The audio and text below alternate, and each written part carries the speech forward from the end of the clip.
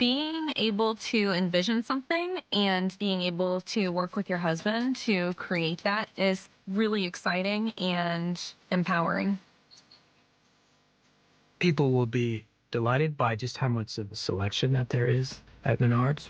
It's definitely a one-stop shop. Menards has everything you need, whether you're a weekend warrior or a daily professional. I have to use products that will last. For a lot of my pieces, I need a variety of hardwoods: red oak, hickory, maple, mahogany. I can walk out of the door with exactly what I need. Menards is my custom shop. Whatever I draw, they can produce. They've made it easy for me to get what I need for my customers. I like the Menards lumberyard because it's stored inside, it's stored flat. Just the way they take care of their wood is second to none.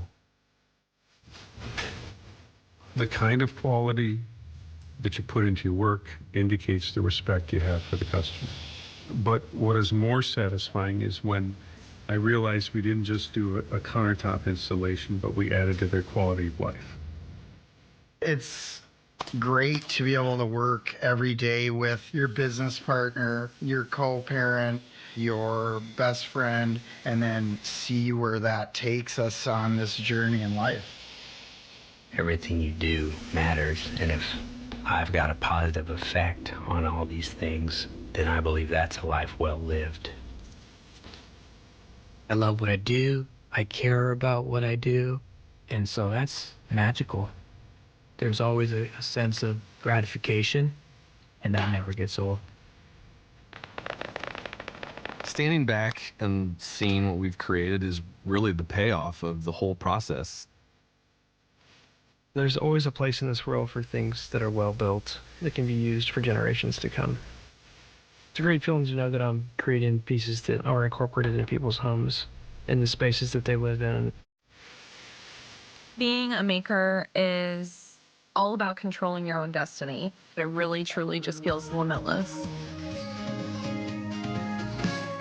A look at Hancock Stadium, where they're getting ready for state championship in the 6A classification. Geneva, East St. Louis coming up soon.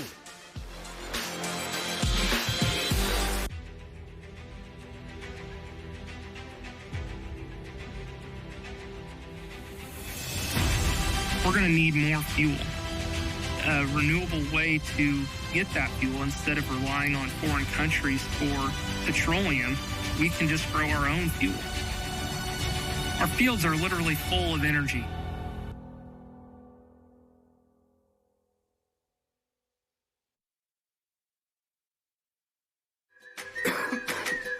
Coughing and throat feeling sore?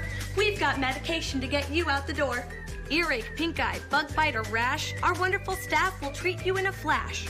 What about sprains, strains, and minor fractures too? Don't worry, our x-rays reveal what's hidden from view. Need care after 9, 10, or 11? Our virtual care's got you 24/7. OSF on-call urgent care, in person or virtual, we're always there. Home is more than a place. It's full of the people and moments that matter most. Providing for loved ones, expanding your horizons, or simply living the life you love. With all you have to protect, choose insurance you can count on so you can experience more of what you live for. Country Financial. Experience more. Every year, the Whiffles family celebrates the season the best way they know how. And every year, they add a little something new.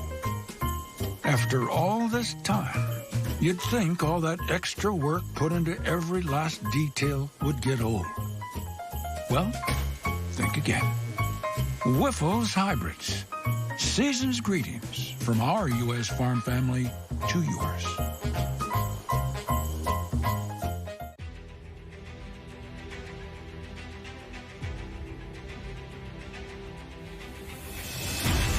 We're going to need more fuel, a renewable way to get that fuel instead of relying on foreign countries for petroleum. We can just grow our own fuel. Our fields are literally full of energy.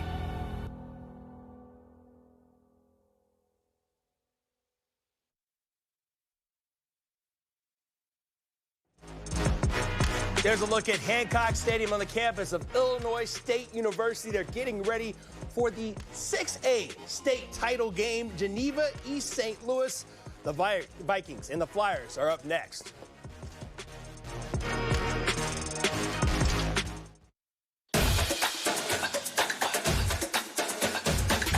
Tomorrow, I'll be making a difference in the classroom. Tonight, I'll be making memories with the dance team. I'm expressing myself with my poetry and with my hands. I'm providing for my patients and for my community. At NIU, you'll go places as unique as you, with the resources and support to get you there. Join us and start writing your story today. Is college not what you thought it was going to be? Here's an opportunity to work with your hands as well as your mind.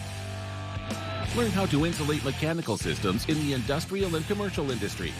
With the Heat and Frost Insulators Local 17, you get to earn while you learn through our apprenticeship program. After 5 years, you'll finish with no debt, money in the bank, and you'll be on your way towards a pension. Scan the QR code and apply today, or visit our website to learn more. We had such a great experience with Empire, we would recommend it to anyone. Real customers share their stories about Empire today. As a matter of fact, we already have. Customer service and the personal touch is really where it's at. The quality, too, is important to us, and the quality of the flooring was great. I mean, we've had people come in our home and say, wow, this is really beautiful. Where'd you have it done? Empire. 800-588-2300 Empire. Today.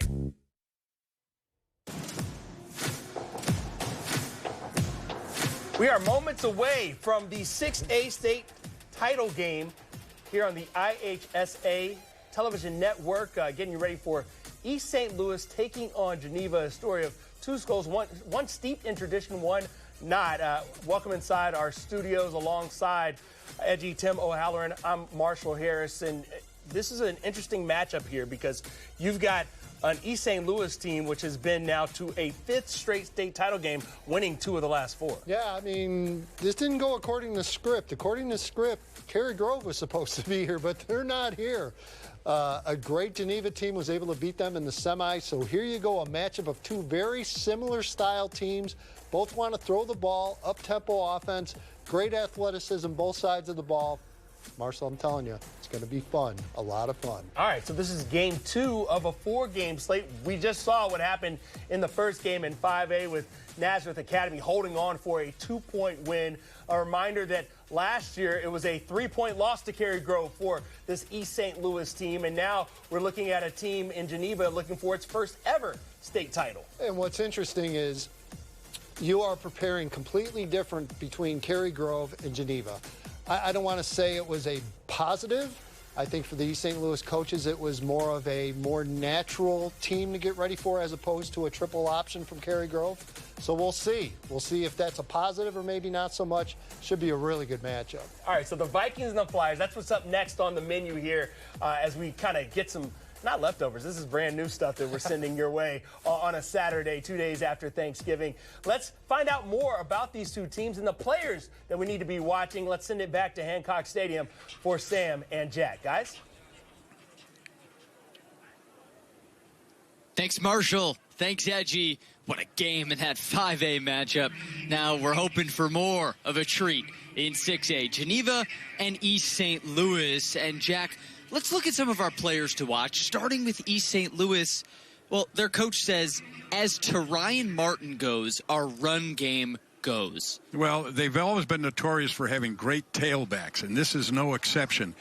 He's been starting for a couple of years, and he's really a captain from the standpoint of he's always getting the kids up. He's a real leader, but he's really a tough running back. And they've had a tough schedule, and he's really the one that's kept them undefeated for the most part, except for that one loss to IGM. And aside from that, he's one heck of a player. From a tailback to one of the best wideouts in the state of Illinois, Talon Taylor will play SEC football next fall. Well, you know, he's not going to be in Illinois very much longer. He's going to be in Georgia. He's got great stats, over 75 yards, just went over 1,000 yards last last week in the semifinals. Tremendous speed. He's a great player on special teams, and that's a threat that he has, not only going deep on the pass routes, but also on special teams. You got to keep the ball away from him. Some of the best players in the state of Illinois are going to be on this field in just a few minutes. But first, let's send it back to Chicago. Marshall, Edgy, a little more insight before setting the table for this one. Well, Sam and Jack, you've kind of laid it out there for us. It's big-time talent, and what, of course, is a big-time game. Can't wait to talk more about it and get you closer to kickoff. That's when we return with more on the IHSA television network.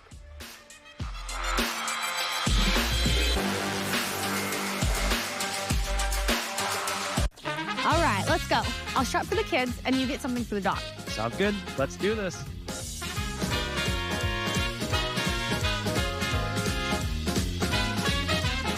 Whether you're shopping for gifts or something for yourself, Don't forget toys for the dog.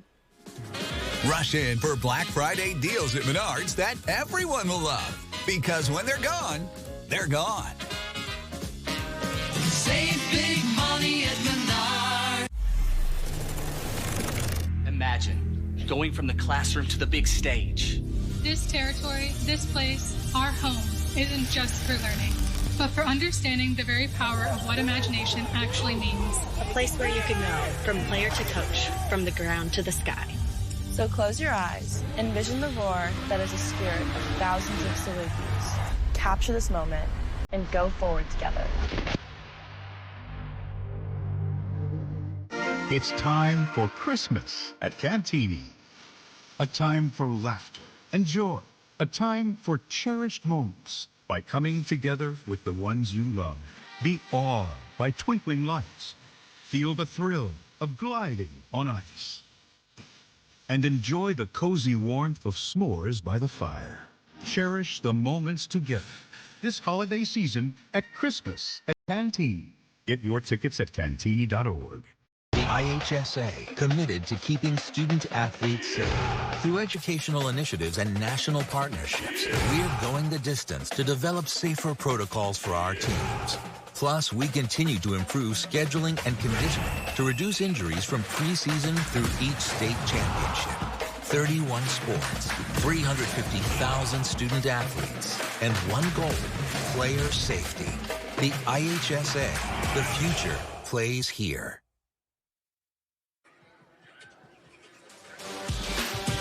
It is day 2, and we're getting ready for game 2 of the state finals in high school football here in Illinois. Next up in 6A, it's Geneva and East St. Louis is welcoming to our IHSA television network studios alongside Edgy Tim O'Halloran. I'm Marshall Harris. You've got the Vikings and the Flyers, two teams looking to make hay on a big stage. Geneva hasn't been here before, but this is all too familiar for East St. Louis. Yeah, and again, it's the matchup. We've talked about it for a day and a half. We're going to continue to talk about it. When you get to this final game, how do teams match up? I think really even in a lot of aspects. So again, be interesting to see how this one plays out. Both are going to throw it a lot. Should be fun. Well, for East St. Louis, they finished first and then second and then first and then second. So doing the math there, first seems like it is a possibility, certainly, because they're already going to be either 1 or 2 this time around. All right, for more on this game, let's send it back to Hancock Stadium where Sam and Jack are ready for the call. Guys? Well, Marshall, I don't know if you're a mathematician, but that math feels pretty ironclad to me. East St. Louis is looking to win their 3rd title in 5 years, facing a Geneva team playing in this game for the first time since '08. And Jack, it's time to zone in on East St. Louis. Their road a little trickier thanks to a tough schedule in the regular season, but this is a team under Darren Sunkett that is so legit. Well, they're always good. It's a great program. They start these kids out in 8th grade. I mean, they have freshmen that actually start on the varsity. They play no freshman program. But East St. Louis this year, in the very first game of the year, they don't shy away from schedules. The very first game of the year, they beat Loyola. And then the only other loss they had was the IGM. And then here you can look at this. They haven't had much of a test in the playoffs.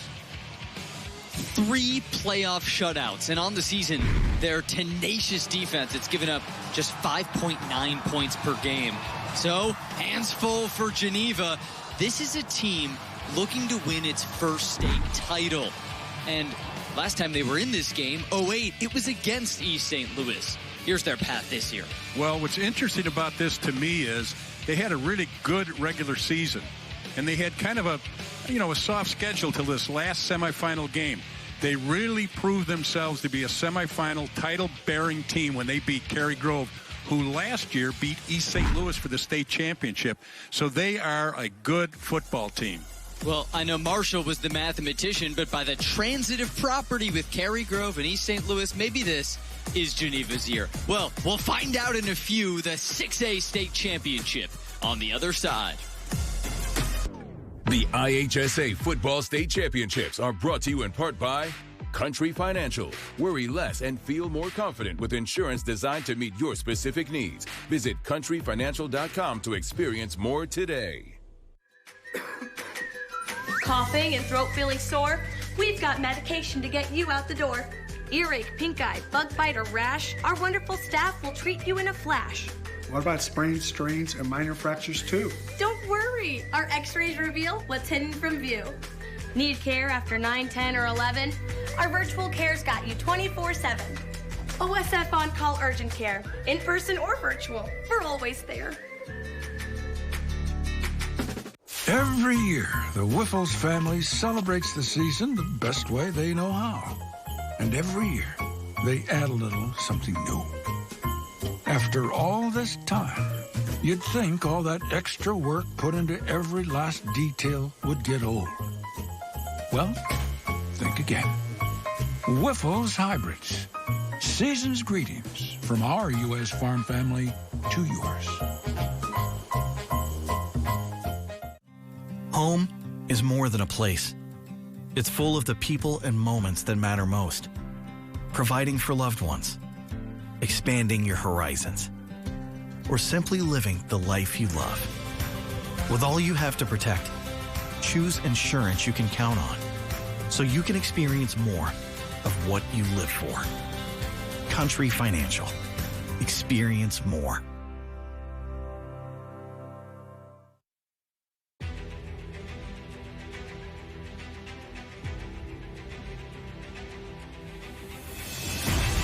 We're going to need more fuel. A renewable way to get that fuel instead of relying on foreign countries for petroleum, we can just grow our own fuel. Our fields are literally full of energy.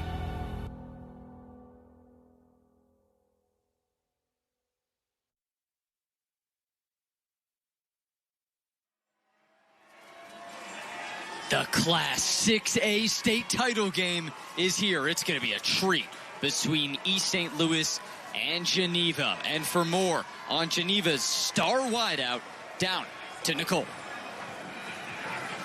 Thanks, Sam. Well, if you're seeing East St. Louis again and they look familiar to you in this state title game, it's because they've been here the last 4 years, and they've won 2 of them. And they have a mighty offense averaging over 55 points per game. But look out for them on defense, and that's going to be led by cornerback Charles Bass. Now, he's headed to the SEC, and let me tell you, Geneva is going to counter with an SEC recruit of their own. That's right, wide receiver Talon Taylor is headed to the SEC to play with Georgia next season, and he leads a Vikings offense that hasn't scored less than 20 points this year. I know we're going to beat it over the head like a dead horse with this SEC matchup, but it is worth the hype, guys. I'm looking forward to it. Oh, we're all looking forward to watching Talon Taylor today. Thanks so much, Nicole. Yeah, that shot looks pretty good. Georgia won a game yesterday in 8 overtimes. Sign me up for that. In this 6A state title game, coming off a thrilling 5A victory for Nazareth. Excited to watch Talon Taylor?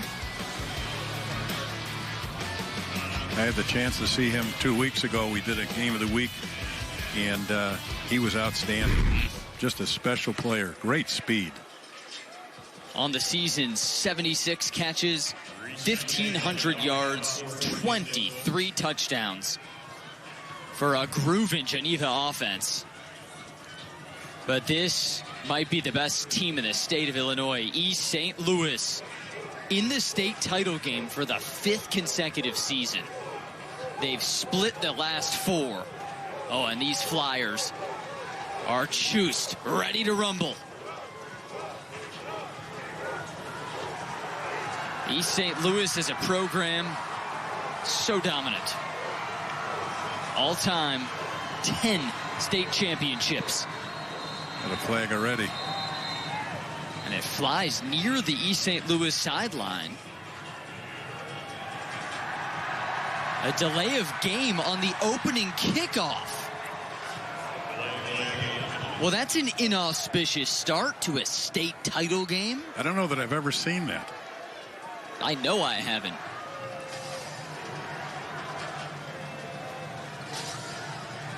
All right, delay of game on the kickoff. And the quest for title number 11 will now start with a kick from their number 11. Reese Shanklin ready to boot it. Talon Taylor and Bennett Conkey are back. This was the same state title game as 08, and 16 years later, it's take two between Geneva and East St. Louis. The ball in Taylor's hands to start, and he sprints to the 30 as a flag flies behind him. 5 seconds, 2 flags. 2 flags, 1 play. We count the kickoff as a play, which it probably is. We've had 2 plays, 2 flags. Hollis Clark is our lead official, and if the beginning is a sign, this will be a busy day. Number 15 of the offense. That's a 10-yard penalty. So a hold on Geneva, penalty for each team. Thank you, Mr. Clark. Got a bunch of Clarks on this crew. And now the Geneva offense, which is led by a senior quarterback who was in the stands as a 3-year-old boy the last time Geneva made it to the state title game. That was in 2008. The Vikings went on to play East St. Louis. They lost big in the title game, but Tony Chahino, he has been a Geneva fan from day one and just misses Conkey. The starting lineup for the Geneva Vikings. It's brought to you by OSF. All eyes on 12 and 1.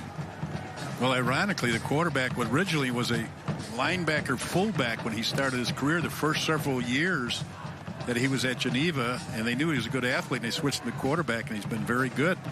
You know, this year he's had 3,200 yards throwing the ball with 46 touchdowns. And only 6 interceptions. Very efficient for Tony Chahino.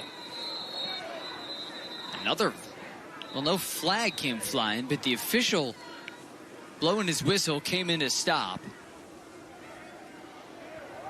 And there could be an equipment issue here. Sending back to the sideline one of the D linemen, Carnell McIntosh.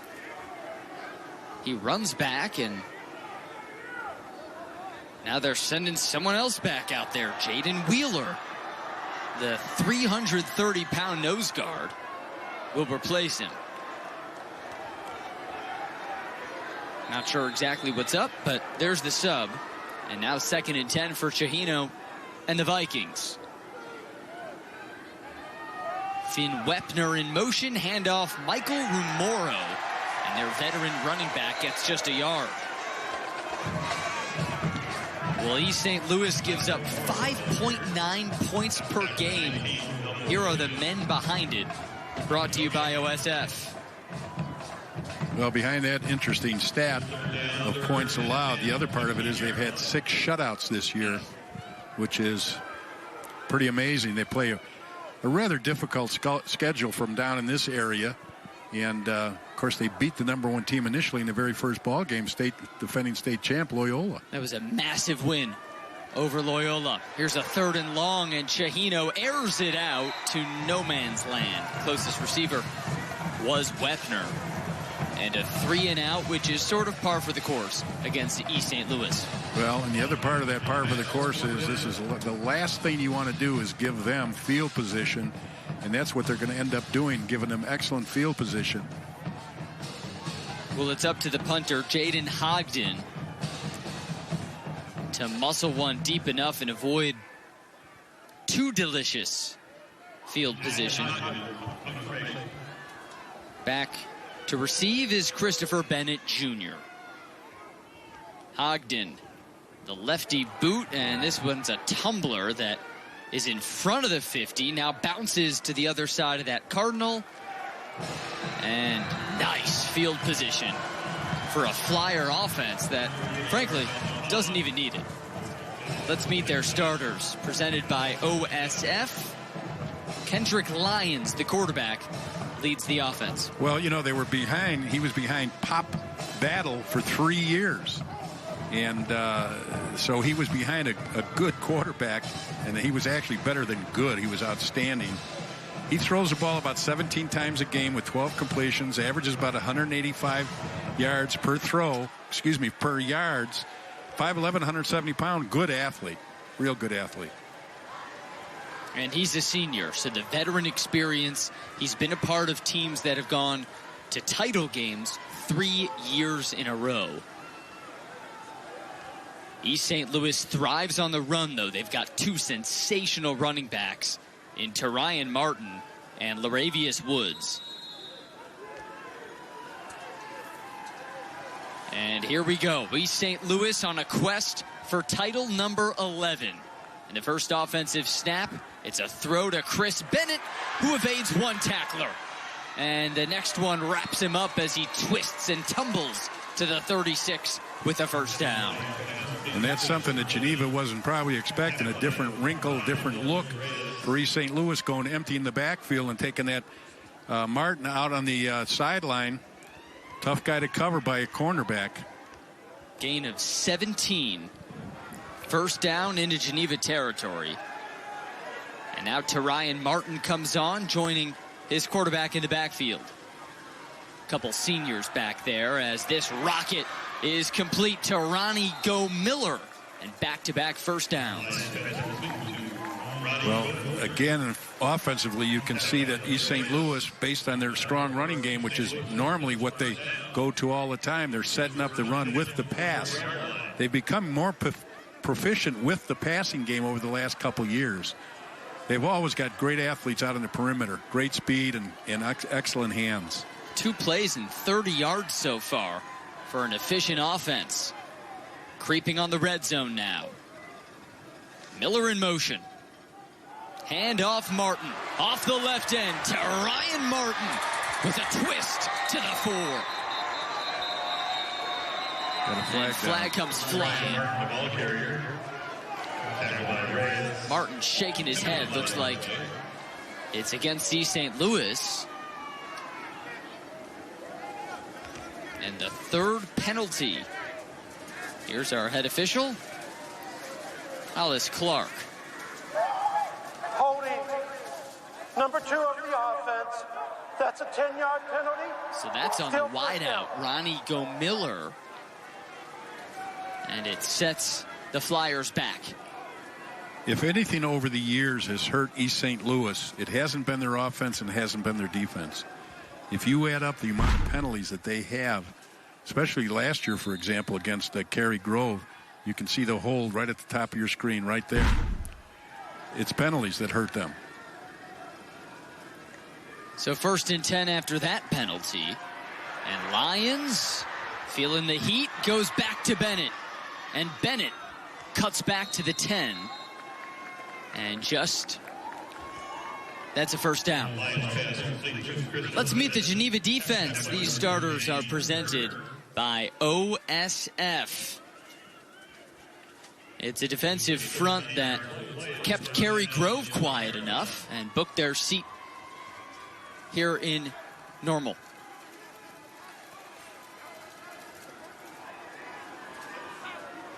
Now looking to stop East St. Louis. 1st and 10 at the 11. And Ryan Martin rumbles through for about 5. The Flyers have gotten some nice chunks on every touch. Well, East St. Louis always has a big offensive line. And this year has not changed anything.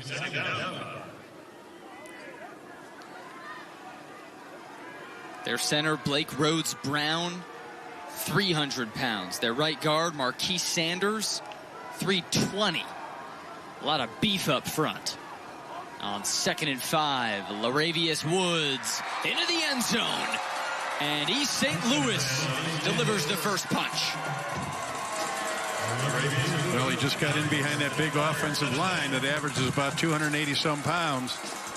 And they just drove back the defensive front of Geneva. And this is something that they're very successful with, is their running game. A 6-yard score on Wood's first touch. East St. Louis picks up where they left off. It's been such a dominant playoff run. 48-0 win in the semi. And in the state final, 6, that one just missed.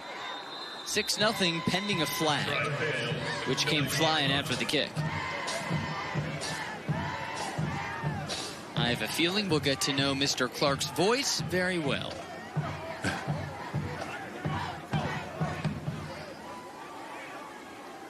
Could have been how they lined up.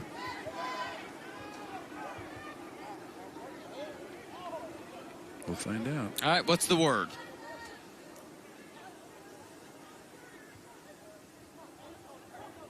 Personal foul, roughing the kicker on number 26. Wow, a roughing the kicker,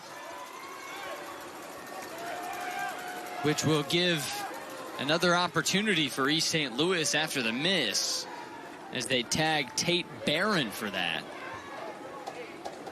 And looks like the Flyers are content to just re-kick.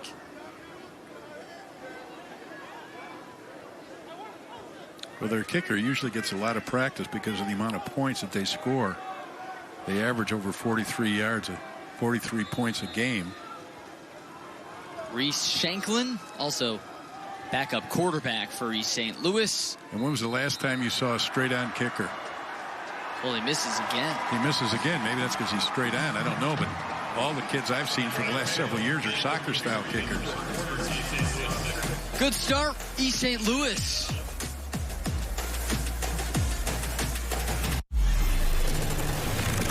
Imagine going from the classroom to the big stage.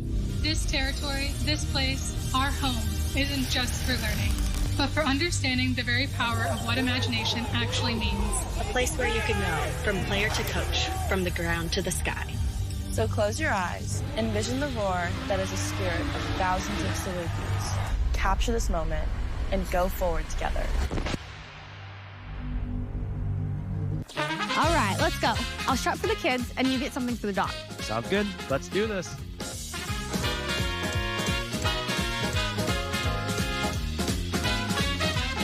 Whether you're shopping for gifts or something for yourself, Don't forget toys for the dog. rush in for Black Friday deals at Menards that everyone will love. Because when they're gone, they're gone. Save big money at Menards. The IHSA Football State Championships are brought to you in part by Menards. Save big money on all your home improvement needs. And by SIU Carbondale. Imagine the possibilities. Probably the principal. If you like orange, then this suit is for you. And on a 20-degree day in Normal, it's warm. It's functional. I don't know if it's functional. It's warm. But the only function I need is to stay warm today. That's true. He hasn't moved in the first 10 minutes here. You think he's frozen? Possible. Frozen and orange. Good okay, team. back to the football. Good team colors, though. It's beautiful. Blue, orange, those chrome helmets. And they look good on that drive. 3 runs, 3 passes, and a touchdown for East St. Louis to take a lead in their 5th state championship game in 5 years. Shanklin, after missing the PAT, with a nice booming kickoff, caught by Georgia commit Talon Taylor. A burst of speed for Taylor. He's to the 40 and shoved out of bounds by the kicker. Talon Taylor, an electric talent. And right off the bat, anytime you have a person that can run like he can on special teams, you're going to end up with good field position. He has broken several punt and kickoff returns during the season, and this is one of the reasons why Georgia wants him on their roster. And Georgia will have him on the roster next year. Talon Taylor, number 31 ranked player in the nation, according to the ESPN 300. Next stop, SEC, and here's another whistle. Some action over by the East St. Louis sideline, and it's just a timeout. Darren Sunkett calls his first. I think they had some confusion in the secondary. They're making sure they know where Taylor is. All eyes on Taylor. All eyes on this 6A state championship. First quarter resumes in a moment.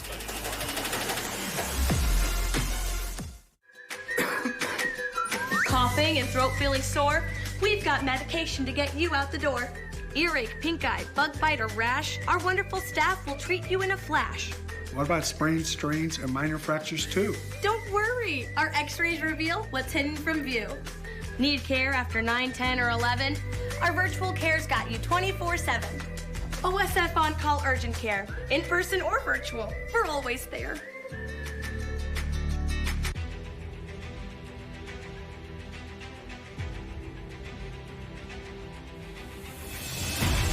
We're going to need more fuel.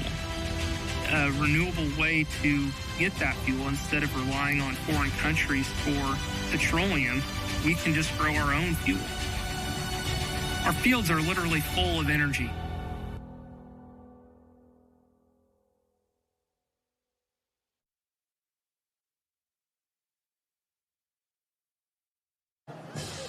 We've told you all about one SEC recruit and Georgia-bound Talon Taylor. Well, here's his opponent today, Missouri-bound Charles Bass, one of the best defensive backs in the country. So he'll follow Taylor, he'll go to the SEC, and today he will really follow Taylor. Well, and that's the thing that Geneva's going to have to try and do is figure out how they can keep Bass off of Taylor so Taylor has the opportunity to make some big plays. It's going to be tough to do because they play man coverage no matter what they do with Taylor. Even if they run him in motion, Bass is going to go with him. And it's going to be some really interesting matchup situations here in this first half to see the adjustments that Taylor and or Geneva does make. Coach Sunkett was asked about Taylor. Hey, how do you guard Taylor? What do you do with Taylor? He said, I'm putting Bass on him all day, all night. Intended for Wepner. Flag. There's a late flag. Bass was on the coverage, but looks like they're going to get him. And the other interesting thing here, Matt, Sam, is the fact that Wepner is really an outstanding talent. I mean, he could be a great wide receiver in another team, but he's kind of overshadowed by Taylor.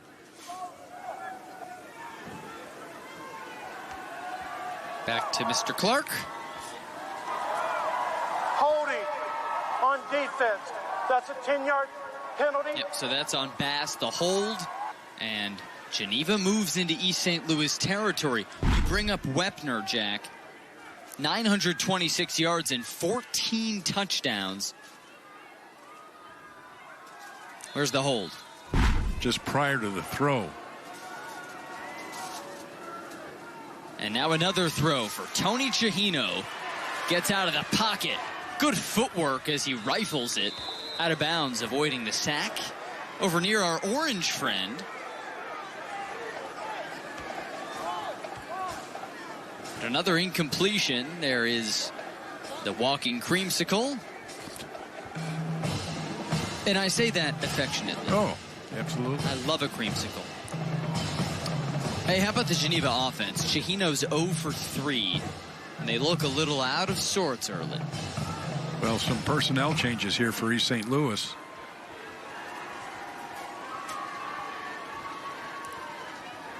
They've got a lot of horses in the stable. They can rotate quite a bit. As Chihino drops back again, a screen to Romero is broken up big time. The sophomore, Phillip White, on the tackle. Nice job of reading that screen. I think what happens a lot of times is he's reading an alignment, and they take him right to the football, and that's exactly what happened here. Good job here of reading the ball, getting up there, making a good, clean tackle. All over it. His coach says he's going to be a big-time recruit one day. And a powerful hit. 3rd and 12 now. Geneva could use something good. Negative 2 yards of offense. They've only benefited from penalties so far. And here's a penalty against Geneva. The clock ran out. Think that's a delay of game? It might be a timeout. Did they get a timeout off? Geneva. Yep. Boone Thorgerson got the timeout off, and here's Boone, a star quarterback back in his heyday. Played at NIU. He was an all-state player at Caneland High School under his coach and father, Joe. A two-time state champ. And here's his boy. He did a nice job when he went to Northern Illinois as a defensive back. And his brother is also a football coach. Something about Thorgerson's and coaching. And Boone has lifted Geneva to its first state title game in 16 years. Well, this guy, no stranger to the Illinois state title. Darren Sunkett and East St. Louis have been here now 5 years in a row. Sunkett has 4 state titles. Amazing record what Darren has. He's been 25 years at East St. Louis, 230 wins and 67 losses. But he's been at one other school for 4 years. He's got 264 wins and 78 losses. Great record. Another whistle. What's going on now? No flag, but something happening with Talon Taylor at the top of your screen. And they're ushering him off the field. Second time we've seen that. A whistle and a player removed from the game. No flag. Sometimes it's an equipment issue. Either a mouthpiece or he doesn't have a hip pad in or a knee pad. And the officials see that and they can penalize the team or warn them. In this case, they warned him. In the other case, earlier when they made a substitution on East St. Louis, I think that was the case. He didn't have a mouthpiece. All right, let's get our mouthpieces. Let's get our pads, helmets, everything situated for 3rd and 12. Chahino finds a man near the 20. And Will Pascoli has a first down. The first productive offensive play. Geneva certainly has to take advantage of these field position situations for themselves. They've got to make sure that if they get in good field position, they've got to be able to score.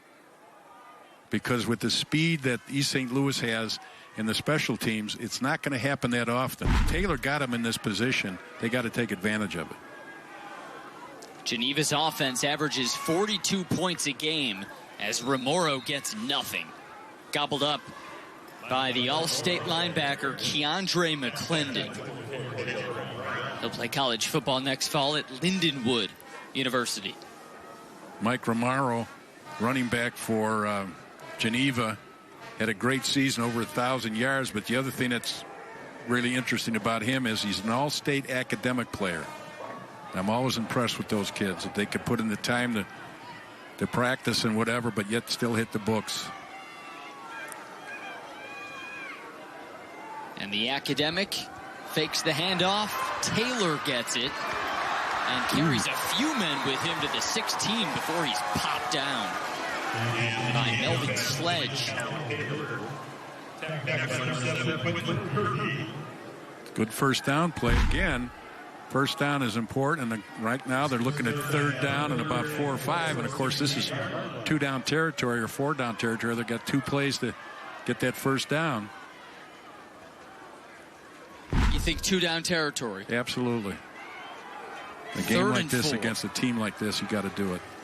Every opportunity against the Flyers, so valuable. Couple fake handoffs. Oh, and Chahino's lost, and he lost the ball. Able to grab it with one hand and save it from being a turnover. He had a man wide open in the end zone. In fact, both defensive backs for East St. Louis are talking about it. Who had him, who didn't have him. He was wide open. Well, Chahino couldn't see it. He was spun on the ground. Sandwiched down. Leon Howard Jr. leading the charge. And to your point, Jack, 2-down territory. They're going on 4th and 14 at the 26. 4 wide. Chahino hurls it towards Taylor, and not even close. So Geneva gets into the red zone, and nothing. Well, only one good thing came out of this is that they have East St. Louis in poor field position from the standpoint of where they were earlier, so they've got to be able to take advantage of this. And of course, Taylor is the big key on special teams. Hey, speaking of keys, let's get to our keys to the game, which are brought to you by Southern Illinois University Carbondale. Imagine the possibilities. Well, as you can see right there, slow down Taylor, make him one-dimensional. Well, you can't do that when he's on the special teams and also a wideout. And then, of course, Geneva protect and the quarterback and avoid turnovers. They haven't been able to protect the quarterback thus far. And field position, they're doing okay with that so far. From the 25, here's Kendrick Lyons wrapped up. Ooh. Just got the ball out before the sack. That was He close. was sandwiched down by David of Itia.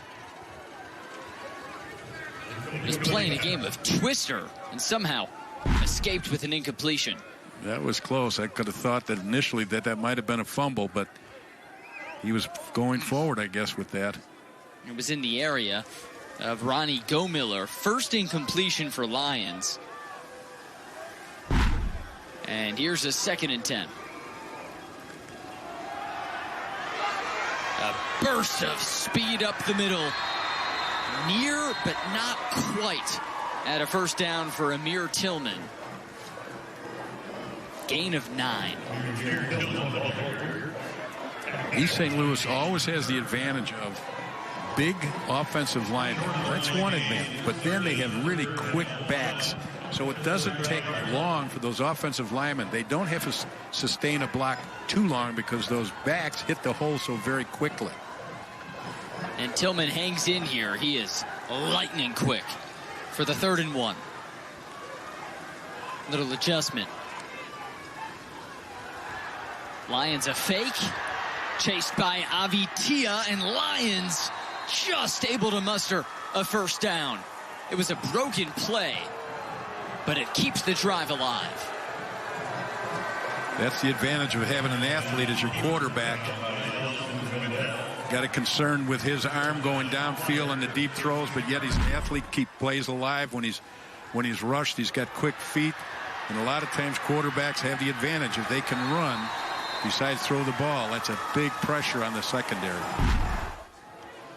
5 first downs this quarter for the Flyers. A proud program looking for Title 11. Here's Bennett on an end around. Bennett turns the corner, and it's a first down. Flyers offense starting to hum. Well, that's the kind of a back you don't want to give a head start to, and that's exactly what he had. When you think about the jet sweep, you've got a guy flying, hand the ball off to him. He's going full speed, but yet people on the outside are standing flat-footed. So that gives you an idea of why it's tough to keep up with him. Well, they've got an IMAX screen down there to study the tape. Next level. Some teams have the tablets. East St. Louis, the big monitor. And Lions on a slant route finds LaRon Baker. And just so efficient. Haven't had any huge plays, but just a lot of chunks. Good discipline right there, knowing exactly where to go in that zone. Just settle down in there. Oftentimes you'll find lesser receivers that'll keep running, and they run right into the linebacker, and they force the quarterback to throw it in the coverage. But you get good wide receivers. They can read the coverage on the secondary, and they settle down in that dead zone. 97 yards already of offense. Now they're over 100 with a phenomenal pop-up grab for Ronnie Gomiller. Lost it and then re-secured it. Almost looked like that was going to be a pick six. Turned out to be a reception.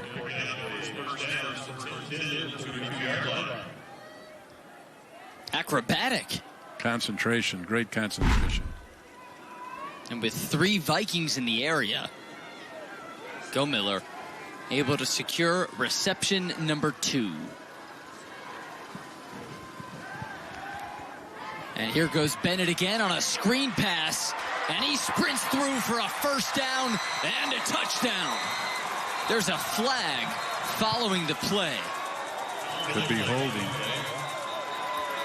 And this one might be coming back. A hold on a screen like that, par for the course.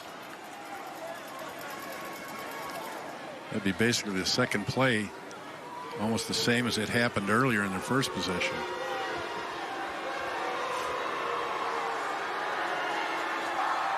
Holding.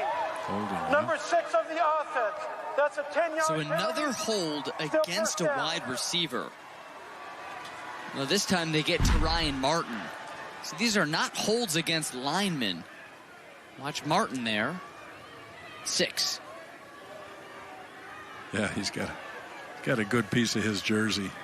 You know, what's always interesting to me is the fans get really upset with a call like that on a big play. But it's a penalty. I mean, he's holding. Now, if it had only been a 2-yard gain and he was holding, I don't think they'd be so upset. But that's just the nature of the spectator. Can't fight human nature. No, you can't. So back to first down. Back to Martin, who just committed the penalty.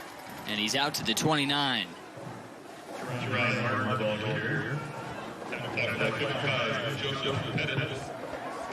So a 2nd and 7 now as Martin comes out. The fuel to a lot of the engine that has been East St. Louis. Coach Sunkett says how he goes, we go. Gained 20 pounds over the offseason.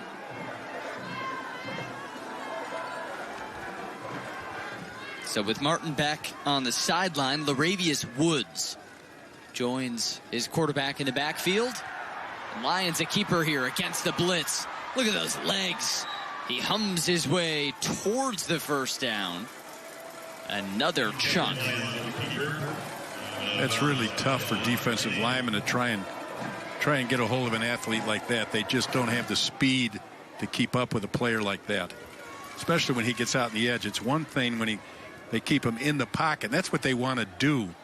But he's got those active feet, gets him out on the edge, and he's got that run-throw option. And it's really pressure on the secondary when you got an athlete like that. Dual threat monster, Kendrick Lyons. And now a 3rd and 1. 3 wideouts and the running back Woods.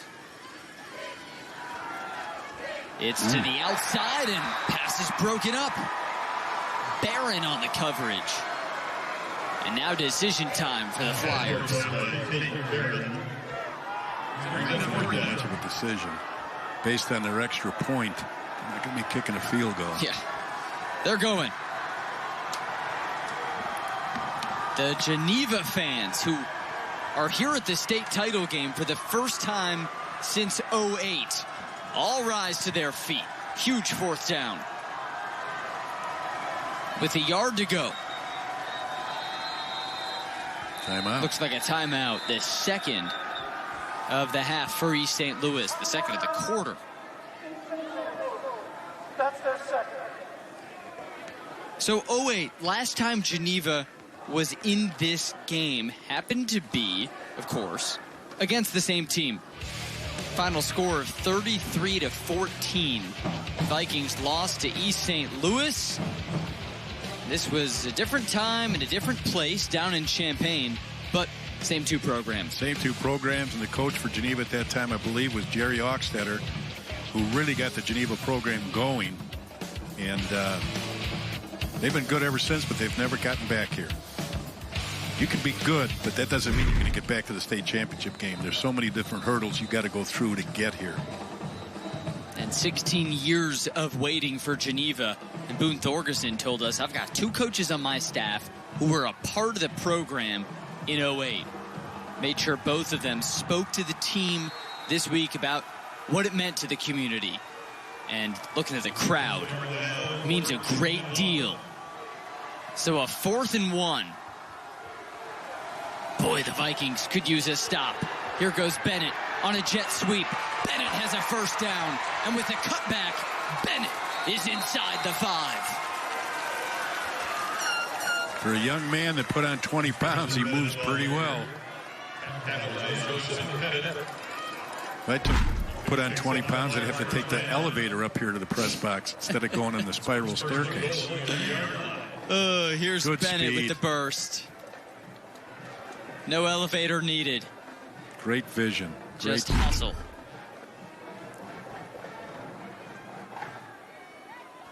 So, first and goal from the 1. Looking for a 2-possession lead. Here goes Amir Timlin. And the pass, or rather the run, is blown up in the backfield. Troy Velez on the tackle. Nice job there. They tried to go to an unbalanced line. They took one of the big 300-pound linemen and put him on the strong side and then tried to run back weak. But the defensive end made a nice field tackle there. So second and goal from the 4. The 13th play of a monster drive.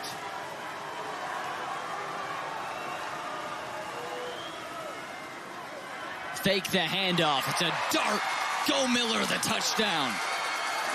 So 2 possessions, 2 touchdowns for East St. Louis. What a great catch there by Ronnie Goldmiller. Rise high and go get it.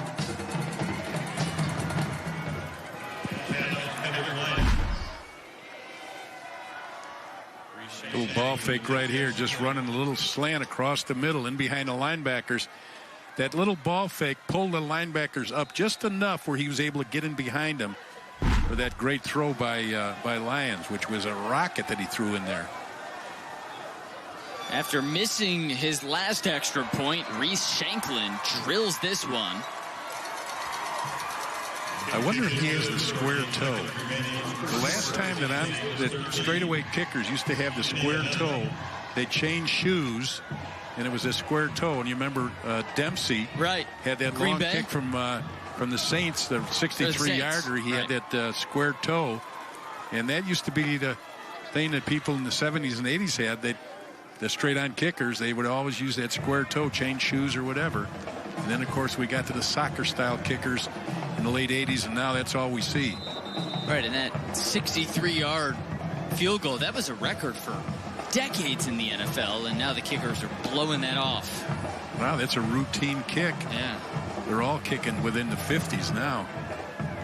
Hey, how about this drive for East St. Louis? 13 plays, 74 yards in just under 5 minutes. And the balance, 7 runs and 6 passes.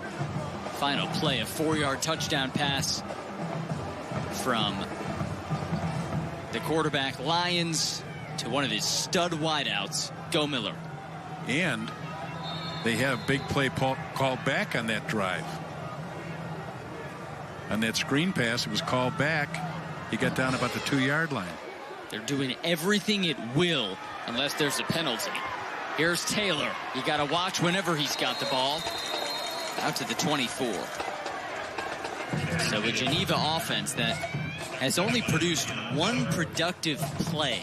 12 yards in total.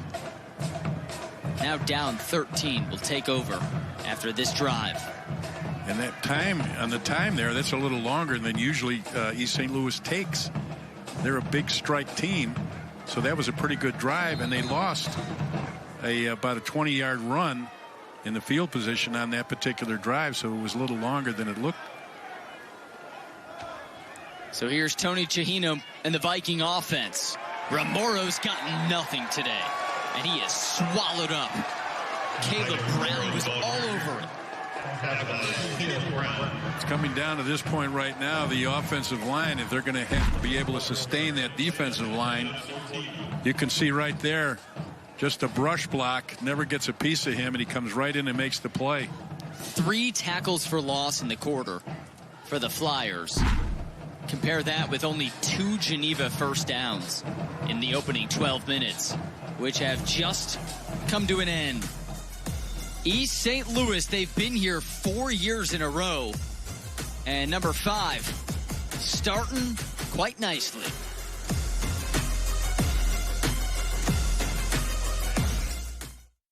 Ashley's Black Friday deals continue this weekend. Today through Monday, shop incredible doorbusters starting at just $1.99. Plus, take 25% off your entire purchase. The best Black Friday furniture deals are only at Ashley. Is college not what you thought it was going to be? Here's an opportunity to work with your hands as well as your mind. Learn how to insulate mechanical systems in the industrial and commercial industries. With the Heat and Frost Insulators Local 17, you get to earn while you learn through our apprenticeship program. After 5 years, you'll finish with no debt, money in the bank, and you'll be on your way towards a pension. Scan the QR code and apply today, or visit our website to learn more. Tired of the same old routine? Ready for a career that's always changing? In the roofing trades, every day is a new adventure. Learn a skilled trade, earn competitive wages, enjoy great benefits and solid opportunities for career advancement. With starting wages and benefits above $50 per hour, you can earn while you learn. So, are you ready to climb to new heights? Learn and join the roofing trades today.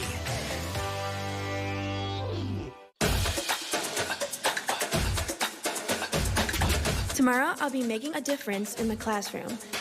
Tonight, I'll be making memories with the dance team. I'm expressing myself with my poetry and with my hands. I'm providing for my patients and for my community. At NIU, you'll go places as unique as you, with the resources and support to get you there. Join us and start writing your story today. Ashley's Black Friday deals continue this weekend. Now through Monday, shop incredible doorbusters starting at just $1.99. Plus, get the best prices on Ashley products guaranteed. The best Black Friday furniture deals are only at Ashley.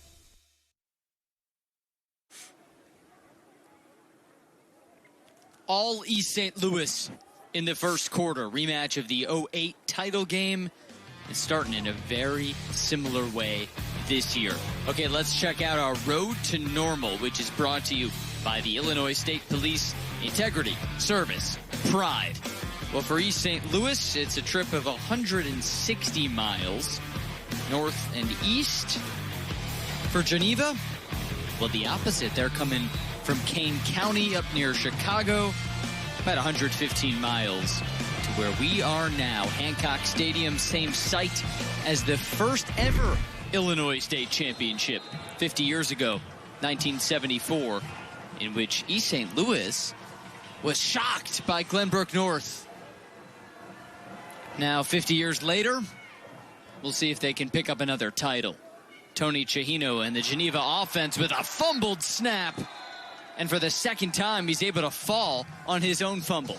You know, you talked about 1974 when Sam Samorian and Glenbrook North upset. We say upset. To me, if you're in a title game, it's never an upset, but they beat East St. Louis. Well, last year, you could look at the same thing. East St. Louis came into the game. They were outstanding, and Cary Grove beat them in a great football game. It's never an upset in the state title. That's the way I look at it. I don't care what your record is. It's never an upset. Chahino on 3rd and 17 against the blitz. Just tumbles to the ground under Caleb Brown and the Geneva offense. Just nothing today. Only 1 yard of total offense.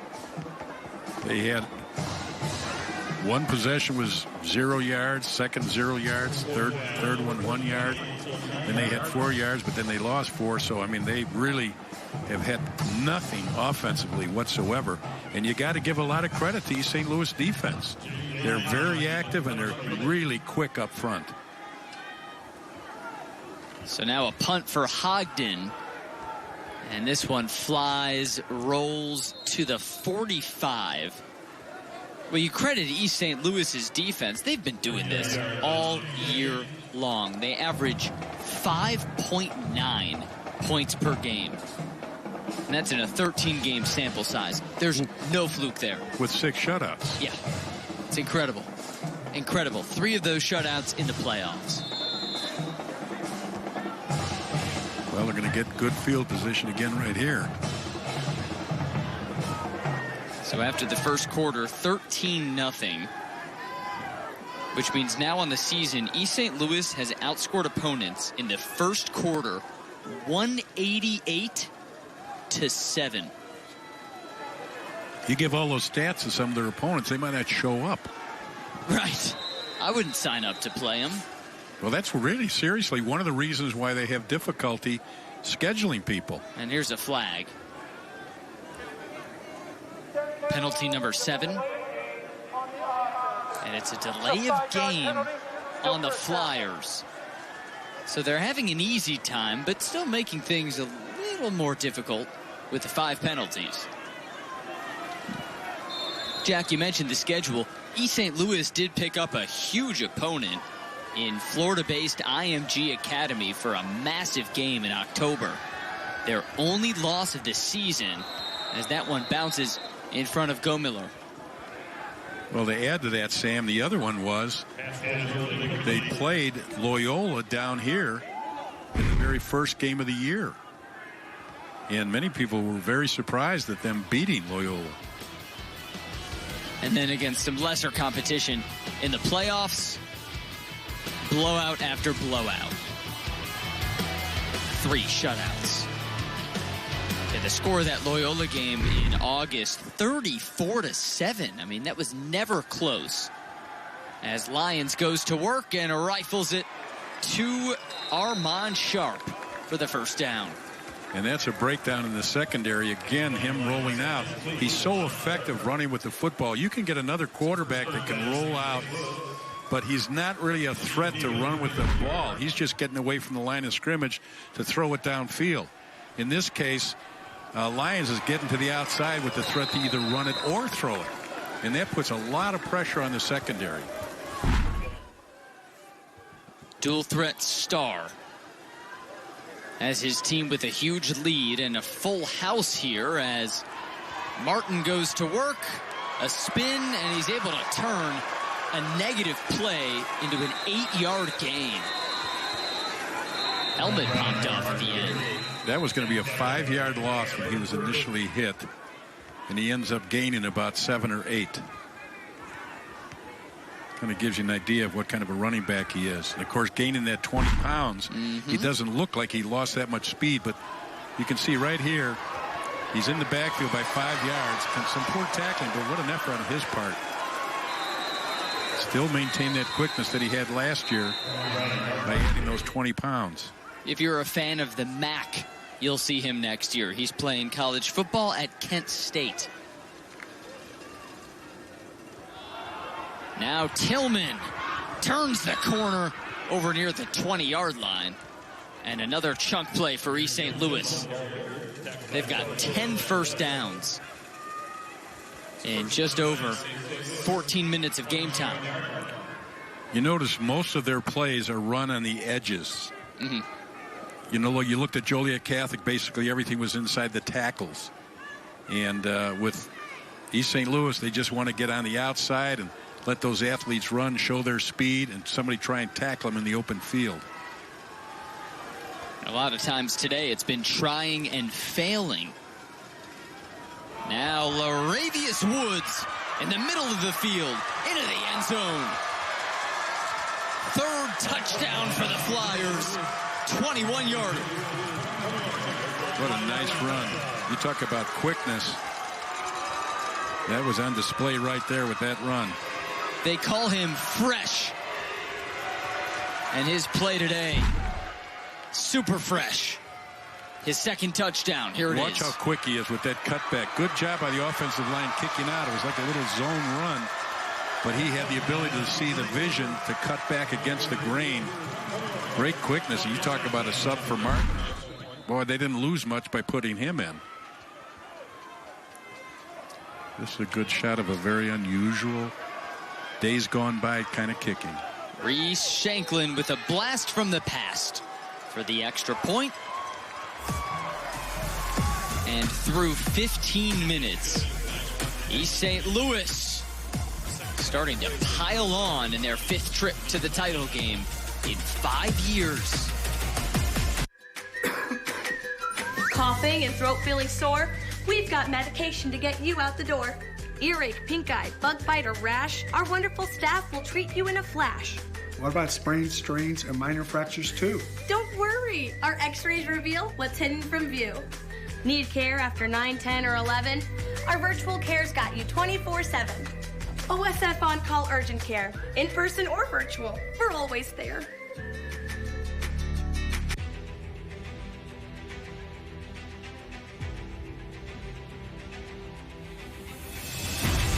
We're going to need more fuel. A renewable way to get that fuel instead of relying on foreign countries for petroleum, we can just grow our own fuel. Our fields are literally full of energy.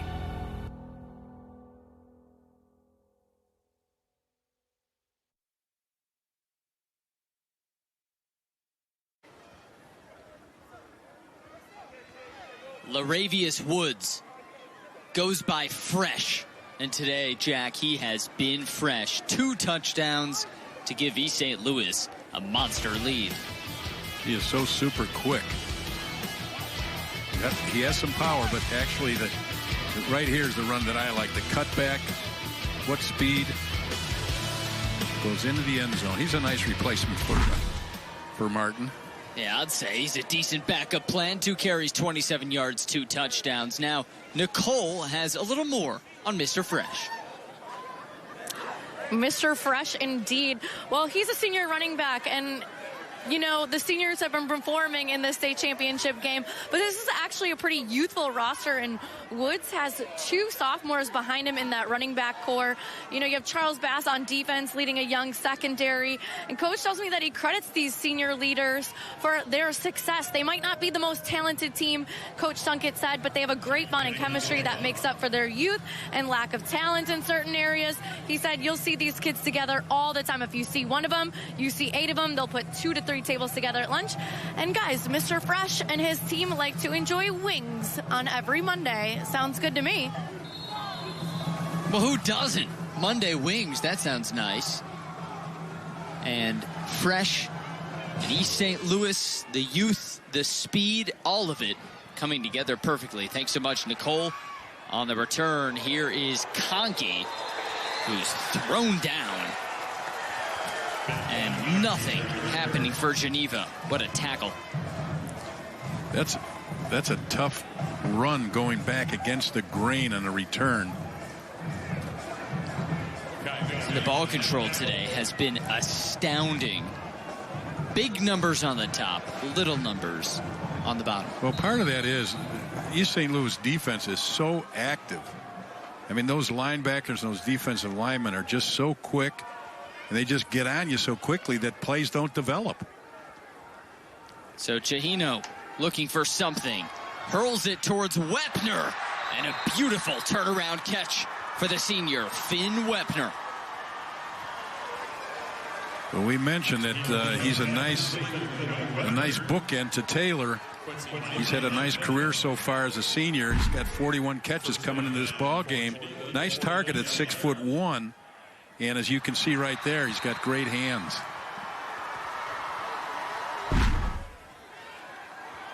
$14 touchdowns and nearly 1,000 yards this season for Wepner. So first down for Geneva as they look to turn momentum. Chahino rolling. Chahino airing. And it's Wepner again. Wepner inside the 20. That was a great job of delivering the football by Chahino, putting the ball right on the money, especially when you're running a sprint out and you're throwing the ball on the run to make a delivery like that, to put it right on the money. That's an excellent throw. You can suspect that sometimes when you're sitting in the pocket, but not when you're on the run. That shows you what kind of an athlete he is. Prior to this possession, they had 2 yards of offense. Last 2 plays, 56 yards. Back to Wepner again. He's shoved down. And I think a PI is coming on Quincy Minor. We've got a flag down. And Minor just tossed him aside. He's saying, what? Saying who, me? I wouldn't do such a thing. I think so. On number 23, that's half the distance to the goal. That's an easy call. I think he means 24, which is Quincy Minor. I didn't see Sledge in there, and he's number 23. Just a miss ID. Yeah. So again, Geneva in the red zone. Last time we saw them here, a fumble took them out of it, forced a 4th and long, unsuccessful turnover on downs. That was messy. Let's see if this one goes better. Chahino's got 1st and 10 at the 12. Taylor at the bottom of your screen, the star wideout. Chahino looking towards him. Chahino throws it at his feet. He'd been better off going to the inside slant. It was a shorter pass play, and he was open. Anytime you run that slant, you got the defensive back on your hip, it's going to be a pretty good possession because after you make the catch, he's on your hip. You got some running room. Taylor's been targeted 3 times, 1 catch for 5 yards. One of your keys was to limit him. So far, so good. But most of the teams that he's played in the prior 13 games weren't able to match up speed with him like East St. Louis can. And now Boone Thorgeson uses his 2nd timeout. Well, he senses the moment, right? If you're going to make this game competitive, this is a must-score possession. Well, anytime that they're down in this kind of field position, they've got to be able to score. We'll see if they do in a few. For now, we step aside the 6A state title game in Normal. Every year, the Whiffles family celebrates the season the best way they know how. And every year, they add a little something new. After all this time, you'd think all that extra work put into every last detail would get old. Well, think again. Whiffles Hybrids. Season's greetings from our U.S. farm family to yours. Home is more than a place. It's full of the people and moments that matter most. Providing for loved ones, expanding your horizons, or simply living the life you love. With all you have to protect, choose insurance you can count on so you can experience more of what you live for. Country Financial. Experience more.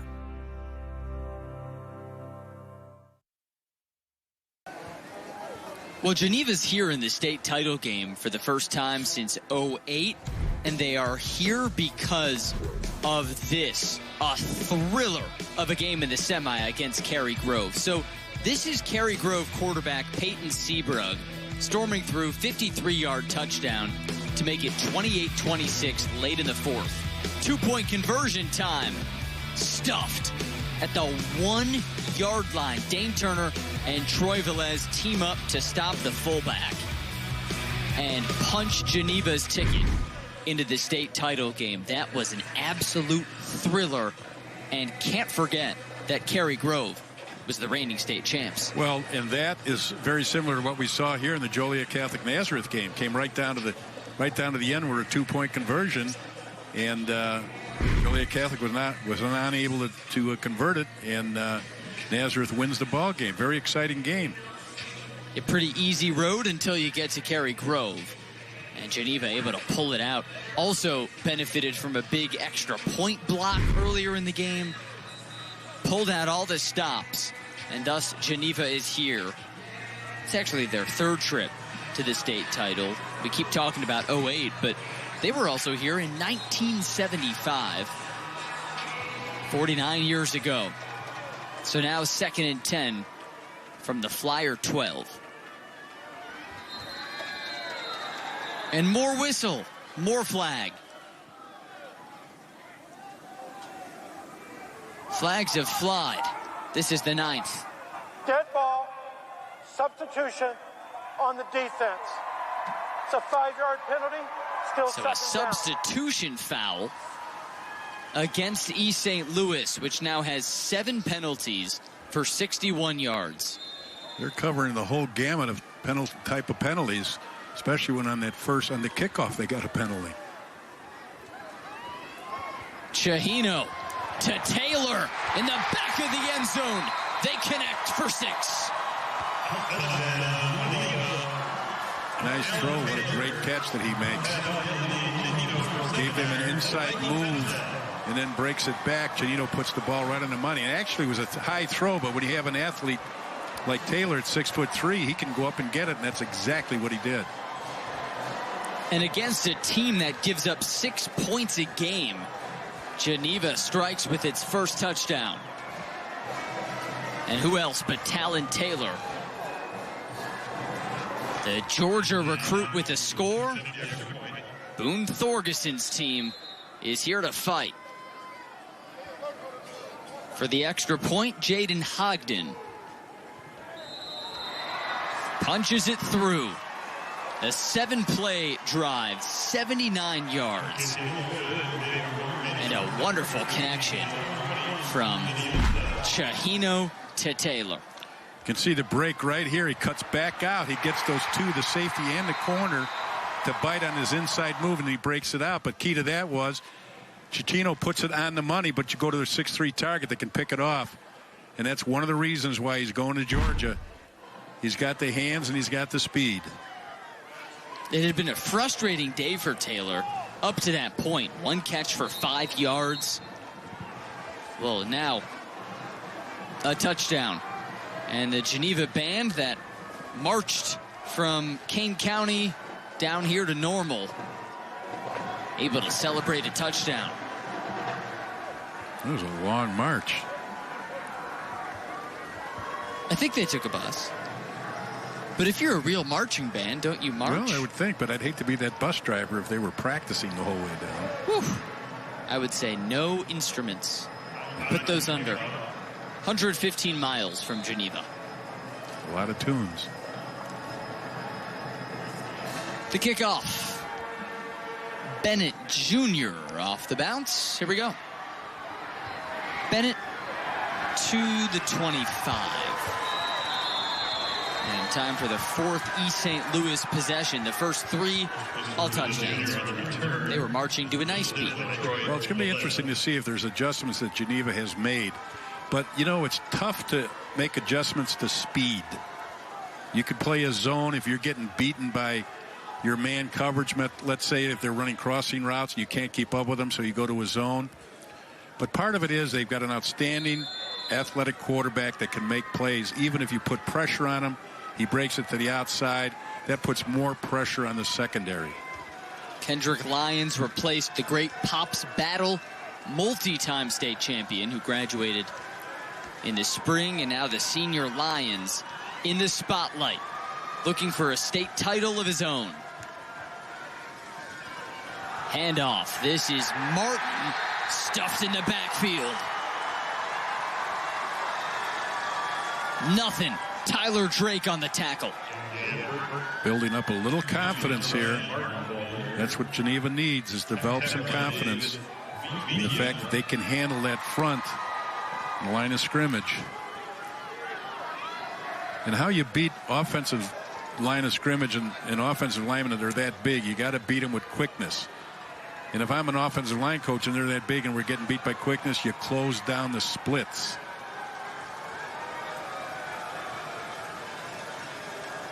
Four wide for Lions. And Lions goes to the middle, and there's Go Miller. He's been his man today. And Ronnie rumbles to the 45. 1st and 10. Kendrick Lyons has a cannon for an arm. I mean, he just really rockets that ball in there. Watch he delays on this throw and gets it right in the seam between that linebacker. I mean, that's a rocket. 9 of 12, 106 yards, wielding that rocket. And now back to Martin, who again is stuffed, this time dragged down by the big boy, Avitia.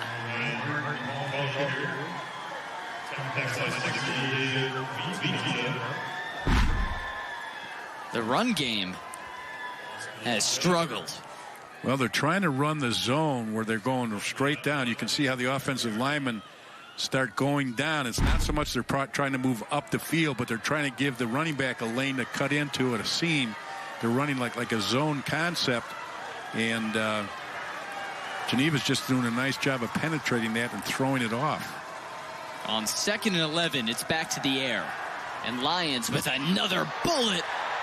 It was dropped as Baker got popped, and a flag flew behind the play. This could be an interesting call here because this was really a bang-bang play. Penalty number 10.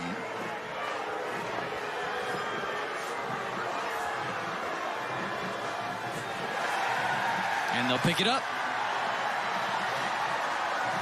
So it's just an incomplete pass to set up a 3rd and long. This was an interesting one. Yeah, I think that he might have thought that he made that hit prior to the ball being delivered, but at the 44-yard line. It's good timing right there. Good call by the officials picking that flag up. So got suddenly, a good fish hitting crew here, Sam. You know, the thing is, sometimes people say, well, look at all the penalties. Well, that's not the officials' fault. I mean, they're calling the penalties as they see them. Right, they're accurate calls. Absolutely. These are the best officials in the state here for the state title game. And on 3rd and 11, Lions flushed out, but Lions, no problem with that. Uses the legs for 1st down. And this is the thing that you can have difficulty defending. The defensive backs are down the field covering the receivers, and all of a sudden he starts scrambling outside. Well, once he scrambles past those defensive linemen, they're not going to catch him. The linebackers are in drop coverage. So what an advantage it is to have a running quarterback that not only can throw the ball as well as he does, but can scramble as effectively as he does. Gain of 20 on the scramble. Now on 1st down, back to the ground. Tillman diving to the 31. Gain of 4. Seems even like when they look like they're going to get a loss, they end up with 4 yards. And that was a pretty nice play by Sean Lane, inside linebacker, the leading tackler for Geneva. Also an all-state academic player, number 7, 5'11", 210. Made a nice play, shoestring tackle there. Looked like he had him for a loss. He ends up with 4 yards. And with 4 wide now on 2nd and 5. Lions, the keeper, shakes off Velez. He's running. He is sprinting. He is tumbling to the 2. Lions tripped up by the turf.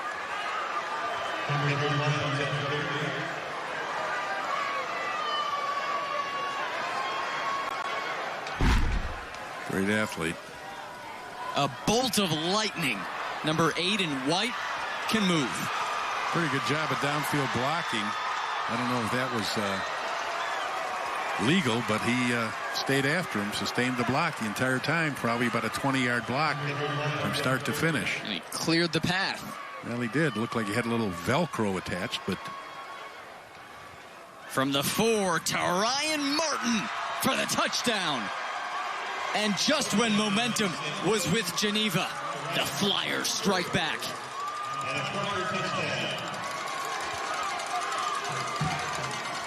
They've got all the tools. And the toolbox is left wide open when you have a quarterback that can do what Kendrick Lyons can do. A 75-yard drive. The 8th play is a touchdown. Boy, they've got talent. Avitia's down for Geneva. One of their biggest defensive linemen at 235, a junior, getting checked out. So for Geneva, time to figure things out. For East St. Louis, it's just a continuation of what they've done under Darren Sunkett. 4-time champion in the state of Illinois, also with a Missouri state title at Riverview Gardens High School. I thought what was interesting is when we talked to him, how he talked about, I asked him about the freshmen, because over the years in games I've covered here with him, they've actually had freshmen, much like Nazareth, freshmen and sophomores starting in the games, and I asked him about their program. They don't play a freshman schedule. They know and target these kids as 8th graders and know how good they're going to be, and they play those freshmen in JV games, and that's how they get to be so good and have so much experience.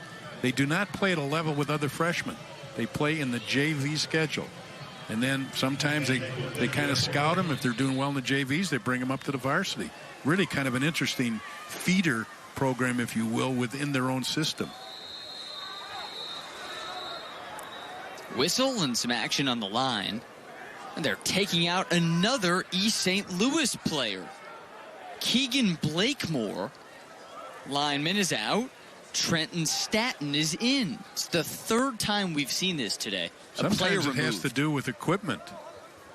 Well, what's he missing? Might be missing a mouthpiece. Could be missing a hip pad, a knee pad. That sounds trivial, but that's the case. Yeah. They're not supposed to be playing. And the extra point. Good. So back to the Flyers by 20.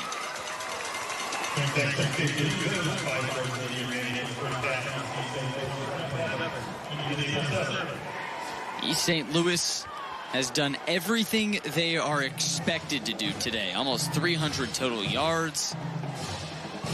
They've held Geneva to 65. They've gotten the ball 4 times and they've scored 4 touchdowns. Now that lineman that just came out, I saw the equipment man throw him 2 mouthpieces. So it was the mouthpiece? It was the mouthpiece. So here's my question. The official on the far sideline is the one who came over. He can see that as they go up in line of scrimmage. Wow. I mean, it's not as if he's focusing on that, but mouthpiece is supposed to be attached to the face guard.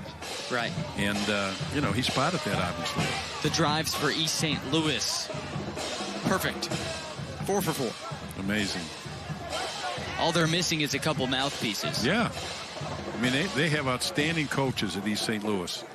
Coach Sunkett has brought a good staff with him. They break down position-wise extremely well, and they recognize talent at a very young age, and they take advantage of it. 10 state championships all time. That is tied for the third most in Illinois history. Taylor turns the corner down to the 35-yard line.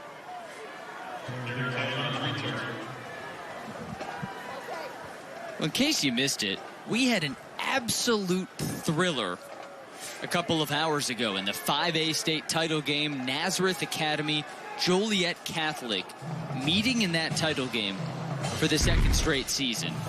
And Logan Malichik put on an absolute show. Almost 400 yards passing, 4 touchdowns.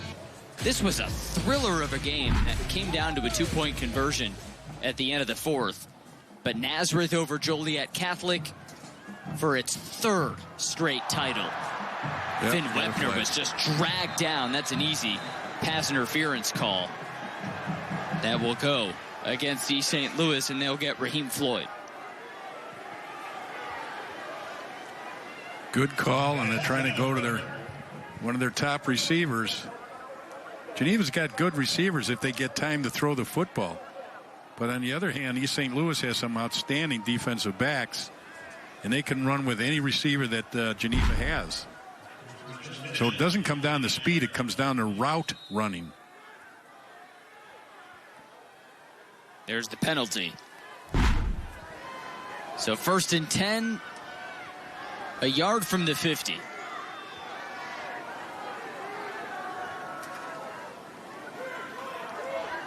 The bottom of your screen, speed demon Bennett Conkey, state qualifier in the 100-meter dash, and a strip sack. A strip sack. No one's got the ball yet, but they're going to call it incomplete. So it's an incomplete pass, and we'll just move to second down. The Flyer faithful are disgruntled. It's kind of a bang-bang play right there. A lot of pressure on him. See, coming from the back side here, his blind side. It's hard to tell there whether or not that was an incomplete pass or a fumble. We'll go on the judgment of the officials. I think his arm was going back and coming a little bit forward. Here's Romero right after that, and he plunges to the 41. It's enough for the first down. See, that's actually what Cary Grove did last year. They ran at you. We talked about negating speed. You run right at it. You run away from it, they're going to run you down. But if you run right at it, that negates their speed. Right. So if a cheetah is chasing me, don't run away, run at it? Run right back at it. That's the guidance? Okay. Absolutely. Okay. I've got an African safari next month, so. Well, now you know. And if he catches you, just blame me. Okay. It's on you, Jack. It's all in your hands. 1st and 10 at the 40.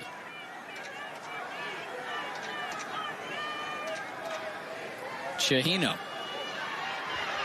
evades the pressure. Chahino skirts to the 35. A 5-yard loss into a 5-yard gain. Well, you know, the thing is that he's a good runner. I mentioned earlier in the broadcast that he was a linebacker quarterback early in his career, so you know that he's not afraid to run with the ball. The difference between the two quarterbacks is this. When he runs with the ball or scrambles, he's looking at a defense that can run him down. When the Flyers scramble, Lions scrambles, there's really not anybody there with the speed that can run him down. So that's the comparison, and that's the difference. And it's made a 20-point difference on the scoreboard. So a 2nd and 5 now, and Chahino airs it to Conkey. First touch for the speedster down the sideline to the 12. Sophomore Bennett Conkey, now over 500 yards on the season.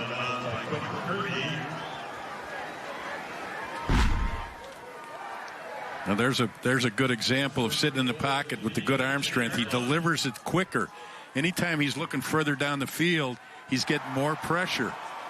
If he only has to take basically a 3-step drop, he's got better time, and that negates the speed and the rush of East St. Louis. Geneva knocking on the door of touchdown number 2. Romero can't find any wiggle room, and McClendon, the lead tackler. So this is the 3rd Geneva trip to the red zone. The first one was a disaster, a fumble and a turnover on downs. The second one led to a touchdown. The 3rd trip will set the tone for the rest of the game. Well, this is the offensive lineman for Geneva. They've got to make a stand here, either in the run game or the pass game. Chahino against a blitz, and that play is broken up. Now, see, he got pressure immediately coming off the edge on that. And then it was just a good job of the defensive back breaking that up. Floyd making up for the pass interference at the beginning of the possession. First to the ball. Good defense right there. Now Geneva with 4 wideouts for their 8th play of the drive. Talon Taylor lines up in the slot. Now in motion. Chahino against a blitz. The dump off. Romero, the touchdown. The Vikings not going anywhere. Really a good play call right there. What they did is they sent the wide receiver in motion, which pulled the safety over, and then all of a sudden they had a linebacker that had to stay on the running back coming out of the backfield, and he wasn't able to do it because he had poor positioning.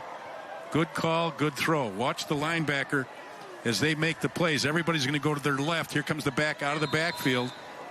Linebacker can't get to cover him. That's the corner right there that let the wide receiver go. Good play design, good execution.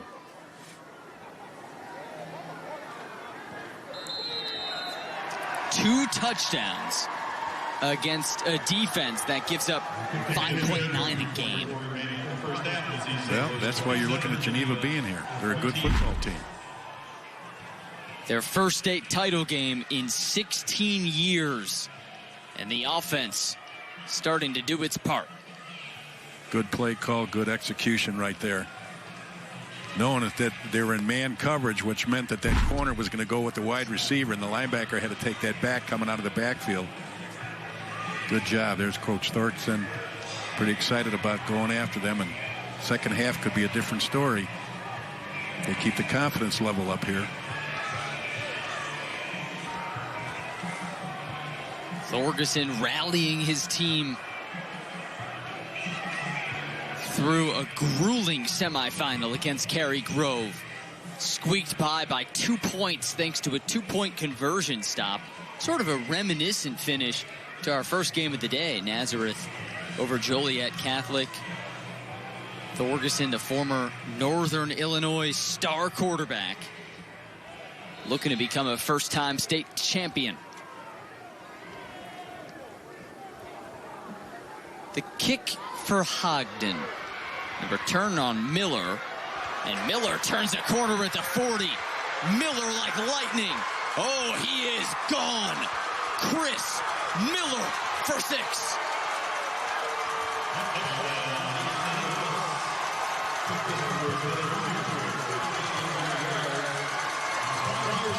Boy, as confident as Geneva was on that last score, thinking they're going to go into halftime on a high note, all of a sudden, bingo. Special teams and speed are always going to be very difficult for anybody.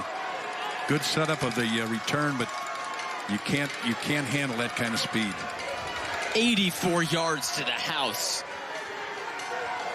Getting dapped up by everyone. To beat Darren Sunkett's team, you have to be perfect. All 3 phases. Another flag.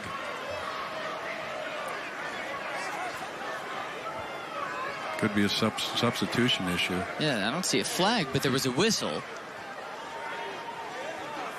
Officials get together.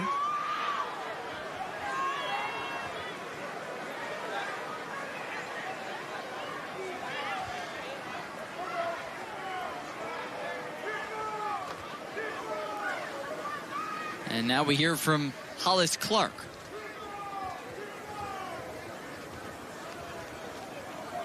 Or will we?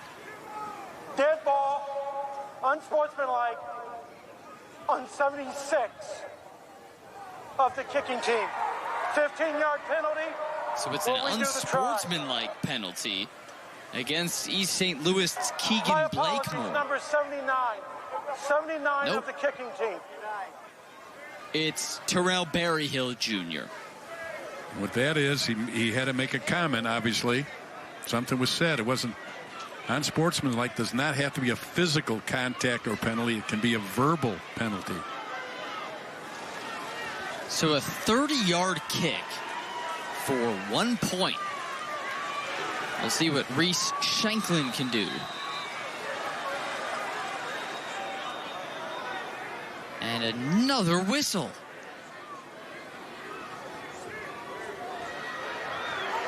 And they're going to move the ball back. They were short a couple of yards on that penalty. I think they misspotted it. It was at the 15. Now it's at the 18.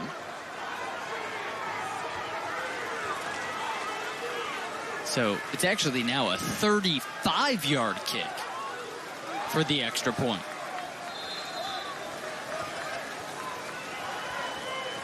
We saw Shanklin miss a much shorter extra point earlier. Let's see what he does from 35. And boom, got it. There you go. And Reese Shanklin going wild. His teammates are thrilled for him. So are his fans. We might see a field goal later on in the ball game after that kick, because obviously his teammates hadn't seen that most of the year. For them to be that excited about it. Yeah, coaches too. I mean, he is rising to the occasion, especially considering his day started with a short miss. Yes, it was. Bring on the straight-on kickers. Bring them back. Hey, it was good for 63 yards for Mr. Dempsey. And it works for Reese Shanklin. I thought they were giving him the game ball there, the way he was running away with the football.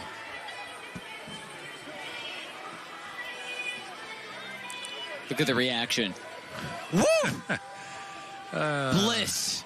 Ahmad Sharp fired up for his kicker. Maybe he hadn't done that too often in practice. Well, I guess not. If they were used to it, why give him the Rudy treatment? Well, that's true. And Shanklin back to work on the kickoff. The 5th East St. Louis kickoff. because they've scored 5 touchdowns today.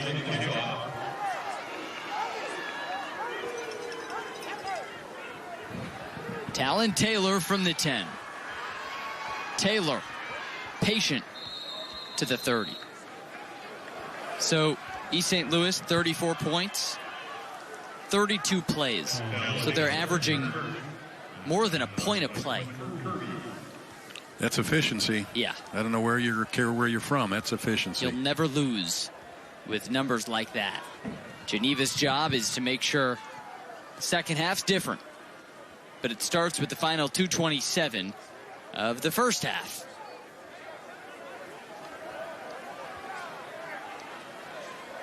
So from the 30, Chahino, Romero, Taylor and company are back to work. Chahino, blitz picked up, pass complete. Finn Wepner, first down. Well, they know that Taylor's, for the most part, being double teamed on most plays, so they go to the next best receiver, which is Finn Wepner. And he's come up with some good catches and single coverage with good routes. Nice target at 6'1". Yeah, 3 catches, 71 yards. After the 13-yard gain, Coach Thorgerson watching as his team looks to sneak in a touchdown before halftime.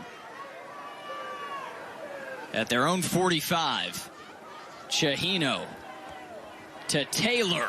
This is where he's dangerous in open space, and Taylor squirms to the 32. Geneva is on the prowl. Good quickness after the catch. Not only the speed, but the quickness. Good route right here. Good delivery of the football. You can see the out cut. Right there, you can see how quick he is. That cut is so sharp. Now Chahino getting a new play with under 2 to go to halftime.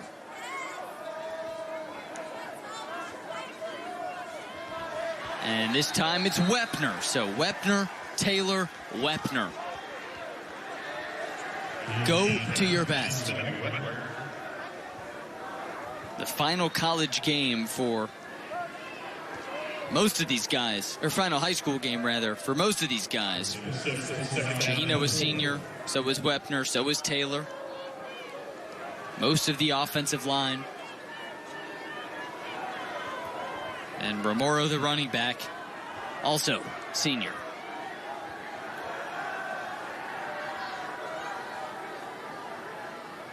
Second and 4. To the end zone. That ball is caught. Wow. Bennett Conkey. A marvelous catch at the 1. What a catch. What a throw to give him the opportunity to make that kind of catch. But gee whiz, what a great concentration. That's a sophomore rising high for the 25-yard gain. And Geneva a yard from scoring again.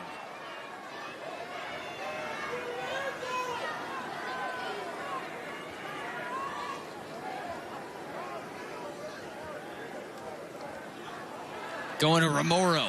Romero is dragged down. Keandre McClendon was not allowing him end zone access. Let's take a look at the catch. What a good throw here to give him the opportunity to make this catch. You can see how he looks away and then comes back.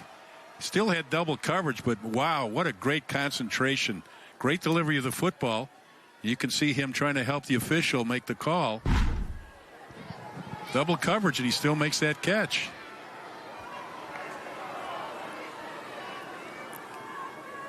Next play is Romero rumbling to the line, and again the Flyers stymie him. 3rd and 1. 3rd and goal from the 1 will come next.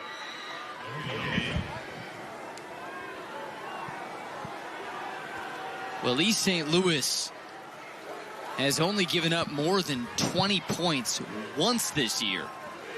That was way back in September against Georgia-based Covington. QB sneak. Chahino is in. And Geneva strikes right back. They needed that big time. Big time. We thought that the other score that they made was going to be a big score going into halftime. And then right back off the special teams, East St. Louis scores. But again now, this is going to be a big move here for Geneva to go into the halftime with the last touchdown. It's going to be very big psychologically for them. In the month of November, Flyers have given up 14 points total entering this game. And in the first half, Geneva's put up 21. An inauspicious start for them, but hey, they've bounced back. No, they really did. You can see Coach giving them a good attaboy. This They're game could have gotten here, ugly. Sam. You know, that says a lot for Geneva. And to be in it against East St. Louis says a lot. East St. Louis will start with it in the second half, so they have this final 30 seconds plus first possession of the third quarter. The Geneva band, some smiles. Did you play back in the day? Anything? No. I was a tuba player. It was bigger than me. Really? Mm-hmm. Did you have somebody carry it for you? Nope. That's how I got on my muscle. Here's Chris Bennett. One of the quickest.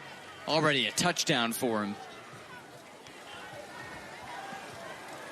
Geneva's first 3 drives, they got nothing. No points, just 17 yards.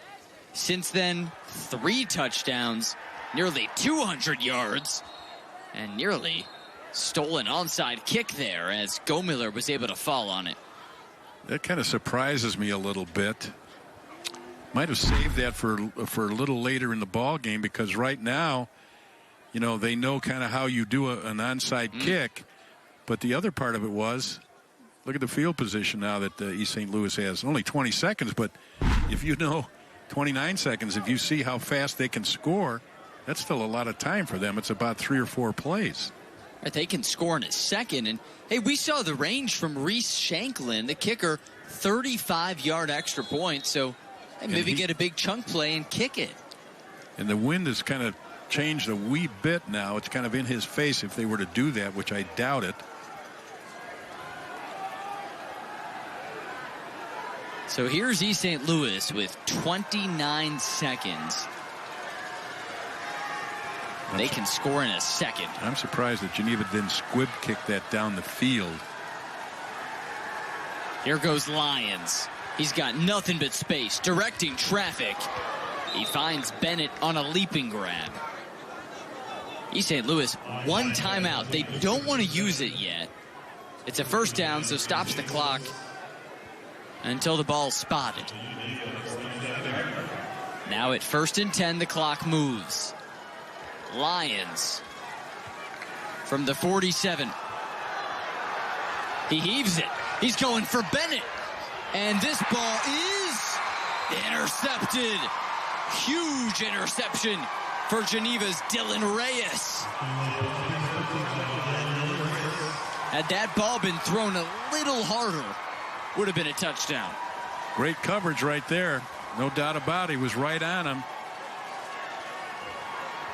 And this is why I was kind of surprised that Geneva did that kick rather than kind of pooch it down the field, squib it through there so that they would have a little trouble setting up any kind of a run back, and it would have taken some time off the clock once they touched it. And that play had touchdown written all over it.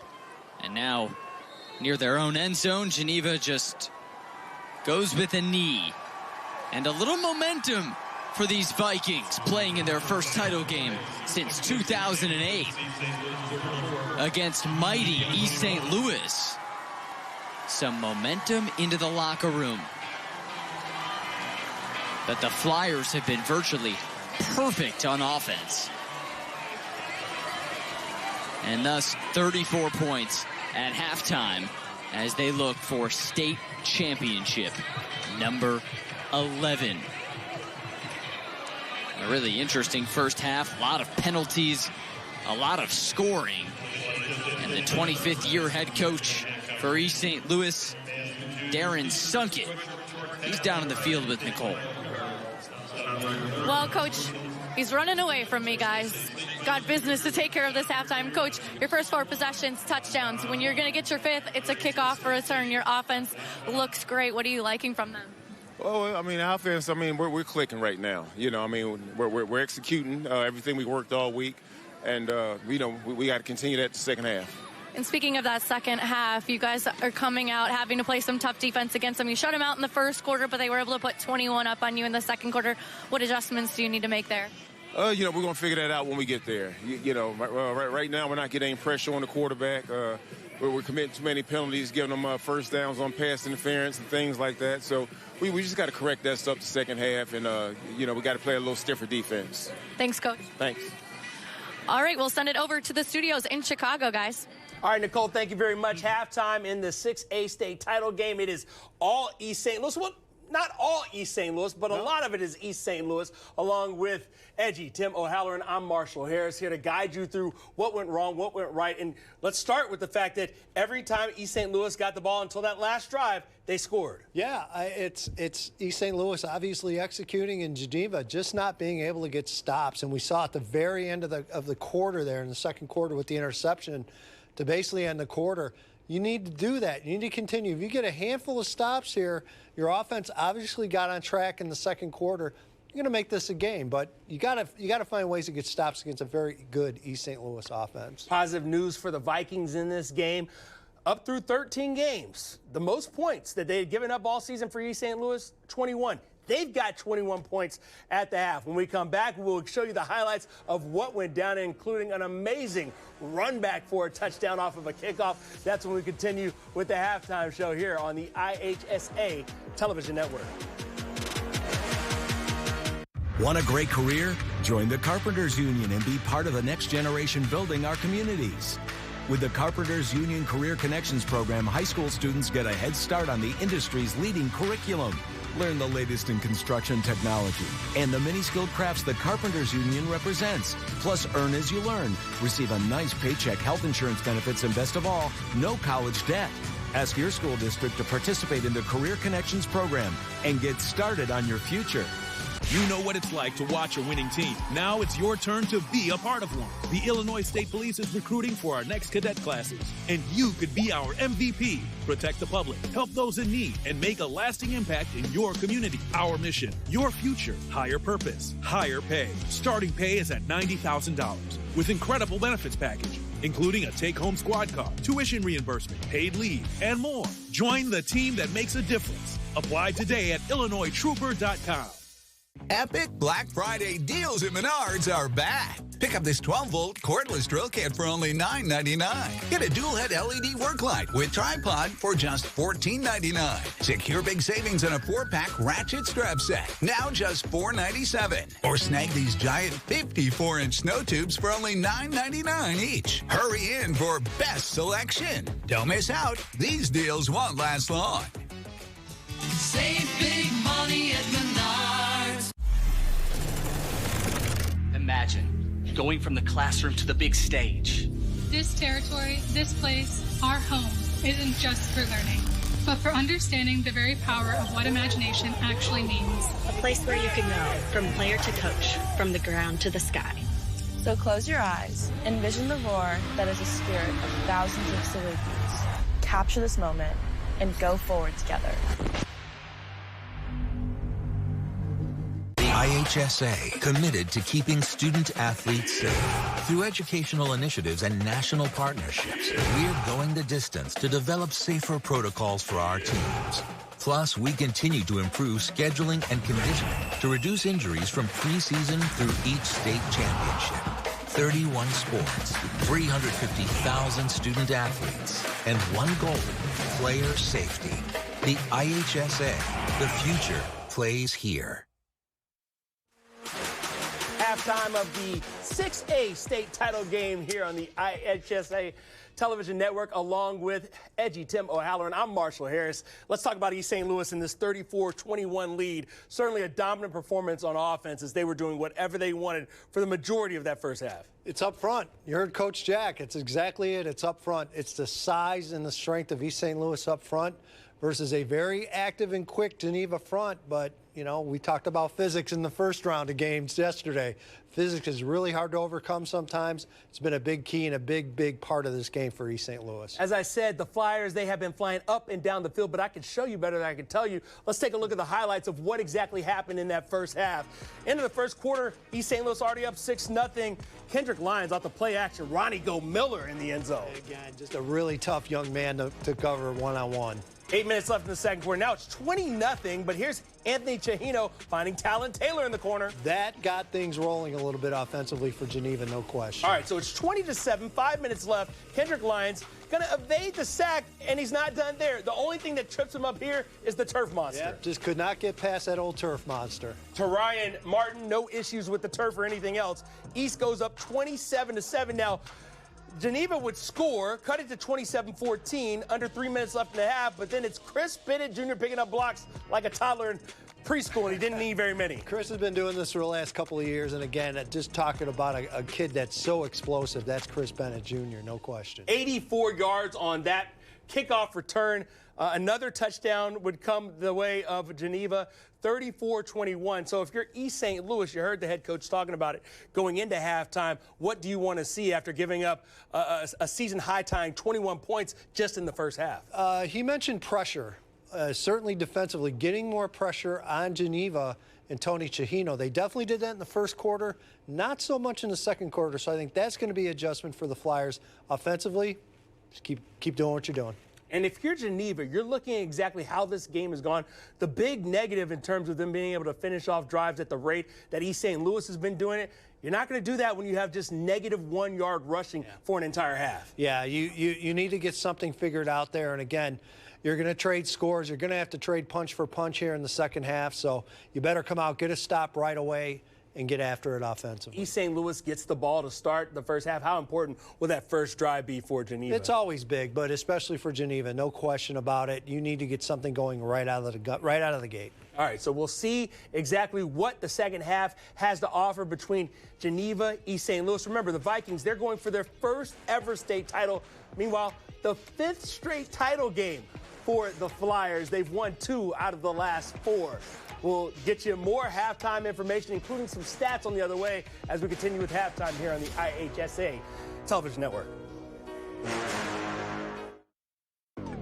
The IHSA Football State Championships are brought to you in part by Ashley, style begins at home. IBEW Local 134, building careers, building the future. Northern Illinois University, where your future is our focus. Visit niu.edu. Chicago Roofing Contractors Association, Chicagoland's best value, best roofs all year long. And Local 17 Heat and Frost Insulators. Energy is your #1 cost. Ashley's Black Friday deals continue this weekend. Today through Monday, shop incredible doorbusters starting at just $1.99. Plus, take 25% off your entire purchase. The best Black Friday furniture deals are only at Ashley. On behalf of our 12,000 members, I want to congratulate all the athletes in today's competition. I am Don Finn, the business manager of IBEW Local 134, representing the unionized electricians of Chicago and Cook County. Local 134 offers you more than just a job. It offers you a career. Our future is brighter than ever. From building solar fields to constructing data centers to shaping Chicago's skyline. Join the most diverse workforce in the building trades. Building careers, building the future. IBEW Local 134. Tired of the same old routine? Ready for a career that's always changing? In the roofing trades, every day is a new adventure. Learn a skilled trade, earn competitive wages, enjoy great benefits and solid opportunities for career advancement. With starting wages and benefits above $50 per hour, you can earn while you learn. So, are you ready to climb to new heights? Learn and join the roofing trades today. Ashley's Black Friday deals continue this weekend. Now through Monday, shop incredible doorbusters starting at just $1.99. Plus, get the best prices on Ashley products guaranteed. The best Black Friday furniture deals are only at Ashley.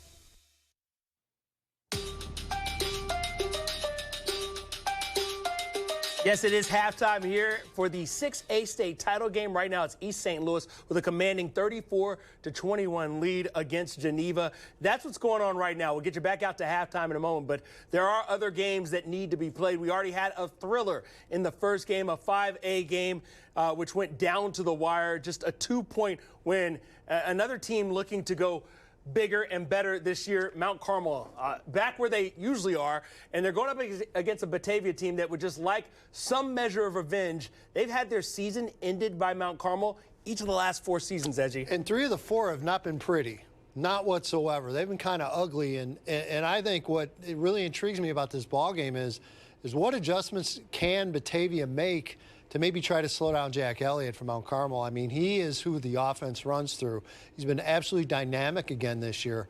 You got to find a way to slow him down or to try to take him out of the game a little bit as far as him being able to break runs as well as with his arm.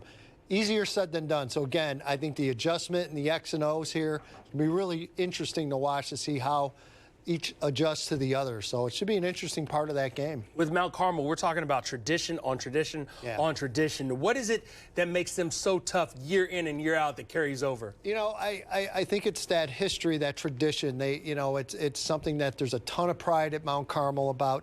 And, oh, yeah, the talent, too. This is a different Mount Carmel team this year. This is a younger team. But, Marshall, I'm telling you, talent level-wise, they might be as good as they've had in a long time, from the underclassmen, some sophomores starting all the way up. Really talented team. All right, Mount Carmel trying to become the 3rd team today to have a chance to go back-to-back. We already saw it in that first game, the 5A game that I mentioned. It was Nazareth Academy winning its 3rd straight title. That was a big one. And now we're looking at also in that 8A contest a chance for Loyola to do the same. Yeah, and again, you know, early in the year it was a 1-2 start for the Ramblers, and everyone thought, oh, no, what's wrong with Loyola? Nothing's wrong with Loyola. They're doing just fine. You're getting an idea, if you're watching this game with East St. Louis, how they were able to beat Loyola in week 1. A lot of speed, a lot of quickness. But believe me, I think Loyola is going to be just fine in this championship game. Should be a good matchup with York. Speaking of just fine, so far it's been just fine for the Flyers of East St. Louis. They've been able to answer every time that the opponent has tried to put them down. Plays like this from Chris Bennett Jr., taking it 84 yards to the house after a score by Geneva. That set the tone. We'll get you back out to the second half in just a moment here on the IHSA Television Network. Attention high school students. If you're tired of hearing the same old college debt story, we've got an exciting alternative for you. Join the Mid-America Carpenters Union and let your career dreams take flight. You can earn great pay, enjoy no-cost health insurance, and secure a stable retirement, all with no college debt and an elite career that's here to stay. It's time to build your future your way. Ready to carve your path to success? Contact the Mid-America Carpenters Union today to learn how you can unleash your potential. You know what it's like to watch a winning team. Now it's your turn to be a part of one. The Illinois State Police is recruiting for our next cadet classes, and you could be our MVP. Protect the public, help those in need, and make a lasting impact in your community. Our mission, your future, higher purpose, higher pay. Starting pay is at $90,000 with incredible benefits package, including a take-home squad car, tuition reimbursement, paid leave, and more. Join the team that makes a difference. Apply today at IllinoisTrooper.com.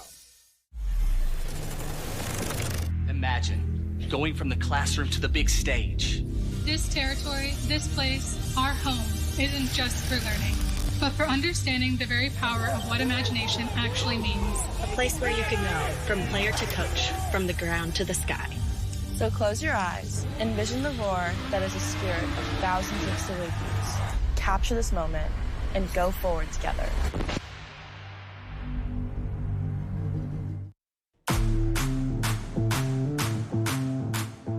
It's East St. Louis up 34-21 at halftime over Geneva, as we'll get you back out to the kickoff of the second half in just a moment. Until then, Edgy Tim O'Halloran, I'm Marshall Harris, and we're talking about Anthony Chihino.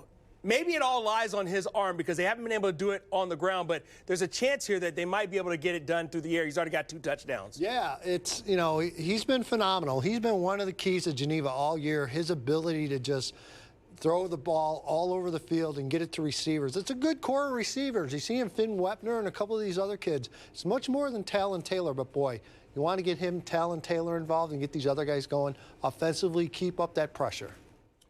Meanwhile, for East St. Louis, it's been that rushing game that's kind of powered them through this. 166 yards on the ground, and it's only halftime. Meanwhile, a little bit of offense from the ground. If you're Anthony Chang, just call your own number.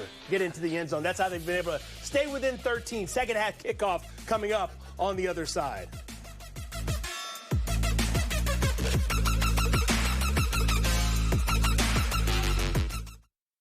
Ashley's Black Friday deals continue this weekend. Today through Monday, shop incredible doorbusters starting at just $1.99. Plus, take 25% off your entire purchase. The best Black Friday furniture deals are only at Ashley. Is college not what you thought it was going to be? Here's an opportunity to work with your hands as well as your mind. Learn how to insulate mechanical systems in the industrial and commercial industries. With the Heat and Frost Insulators Local 17, you get to earn while you learn through our apprenticeship program. After 5 years, you'll finish with no debt, money in the bank, and you'll be on your way towards a pension. Scan the QR code and apply today, or visit our website to learn more.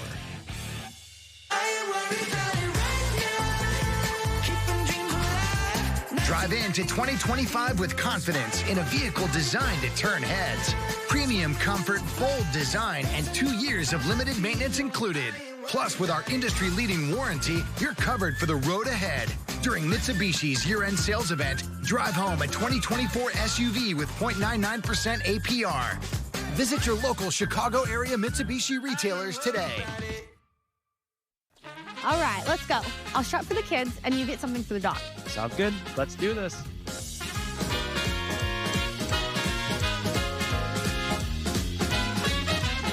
Whether you're shopping for gifts or something for yourself, Don't forget toys for the dog.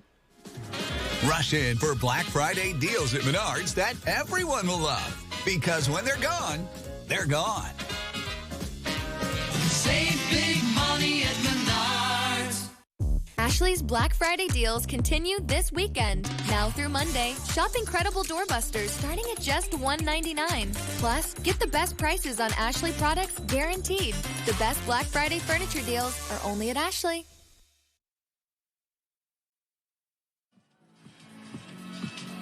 All right, standing by with Coach Thorgerson here. You guys put up 21 points in that second quarter after being blanked in the first. How do you keep that momentum going into that second half? Yeah, we got to just keep in rhythm. We got out of rhythm there that first quarter. Once we get in rhythm, we're pretty good offense. You know, they're very good defense, obviously. So we just got to find what we like, get the ball out quick, and, make plays. Well, you start off on defense to kick off the third quarter. 34 points on the board for them. They scored on 5 of their 6 opportunities. What's the key to shutting them down? Just got to play our defense, make tackles when they're there. We're kind of diving a little bit. We got to wrap up, drive through.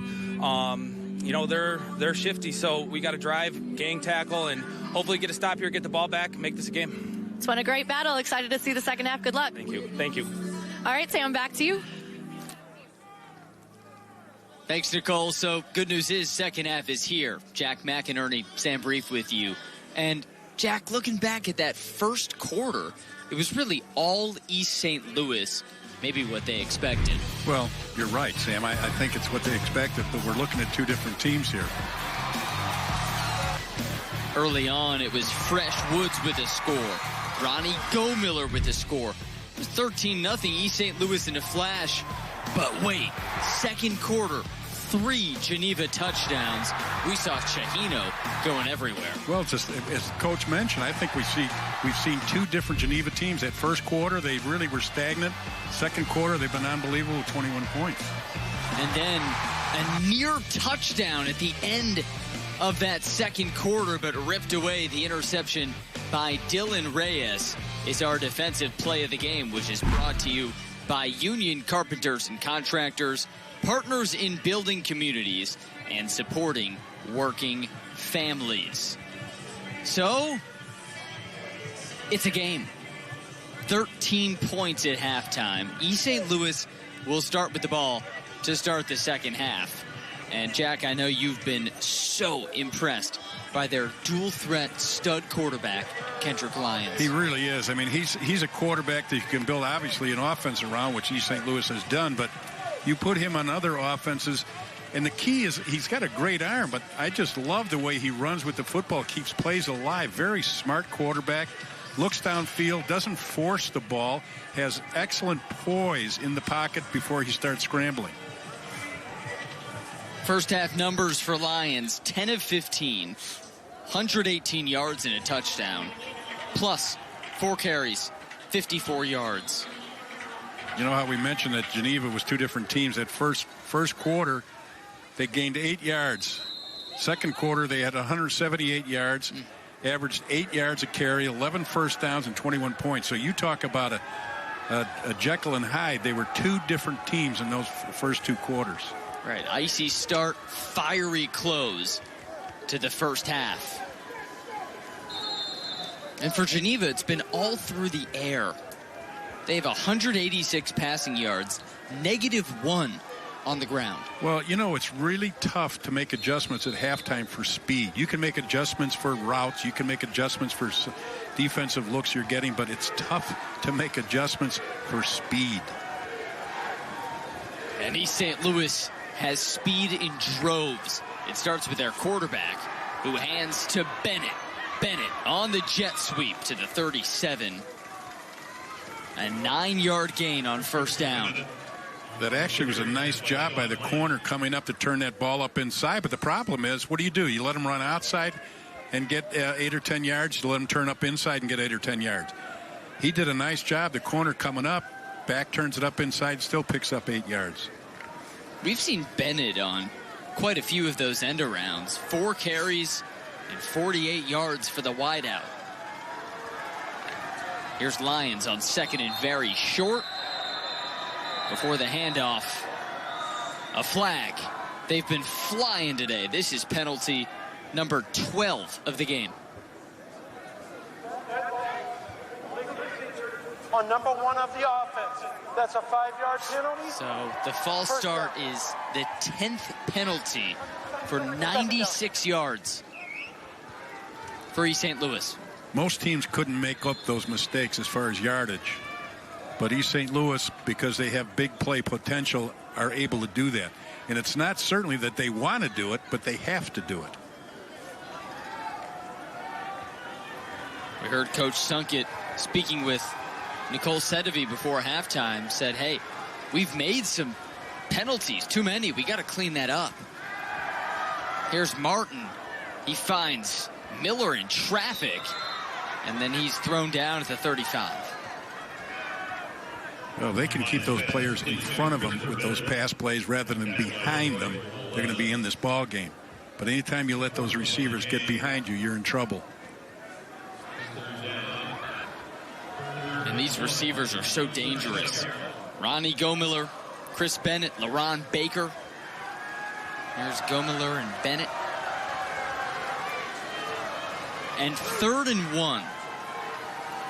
Flyers were 2 of 3 on 3rd down conversions in the first half. Going right to Martin. He's got the first easily. Shakes off 2 tacklers. And then rips forward to the 39. 23-yard gain for the senior tailback. And there's a play where he looks like he bounces it to the outside, and there's a missed tackle. There's the tackle right there. A little bit of a stiff arm. Just a great quickness and speed that he has to turn it into a first down. That's what I'm talking about. They have 90-some yards in penalty, but they can make up for that stuff with their speed. Most teams can't do that. And into Viking territory. The end around again. It's Bennett shuffling his feet, storming to the first down. Whole lot more inside the 20. In the first half, 6 possessions led to 5 touchdowns for East St. Louis. Looking to stay almost perfect. They're a team that really knows how to score. They know how to move the football. Great quickness. I love how You know, oftentimes you talk about speed. Well, speed is a straightaway object, but when you talk about quickness, you're talking about the feet and how quick they can jump step, how they can dodge, do those kind of things. And East St. Louis has both speed and quickness. They're perfect in the red zone today. And then Woods just stumbles forward for about 2, tackled by Vitia. Geneva has certain times when they look like they're going to stop him, and then all of a sudden, they're gone down the field for a first down. Feels like Geneva's got to do everything just right, because East St. Louis can erase mistakes in a flash. The veteran defense, you saw Gavin Burt, Sean Lane. They're inside linebackers. And right past them all goes Woods to the 10. Well, if you just watch Woods right there, he did no dancing. As soon as he got that ball, he was exploding. He was going full speed when he hit that line of scrimmage. There was no reads, no dancing, nothing. It was just blow up in there, and that's exactly what he did. Sometimes you get these backs, they have great speed, but they don't get to the line of scrimmage or downfield because they do too much dancing looking for the open spot. A lot of these kids with great speed, like he did, he just blows up in there and it creates spots for himself. 0 to 100 in a half second. 3rd and 2. A little too much dancing that time for Woods. And he's driven down by Burt. So a 3rd down failure. That's Geneva's 4th tackle for loss as a flag comes flying. Good penetration right here to make this tackle, but we have a flag on it. We saw Ahmad Sharp, the junior wideout, lost his helmet, and then he was getting into it with some of the Geneva players. Right on number 10. That's a 15. And now he gets tagged for an unsportsmanlike penalty, number 11 on East St. Louis. They have committed more than a football field worth of penalties. 106 yards. Well, as outstanding a football team as they are, with all the different skill people, they're very undisciplined from this standpoint of penalties. You should never have that many penalties in a ball game.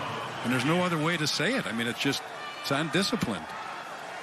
They had them last year in the state championship game.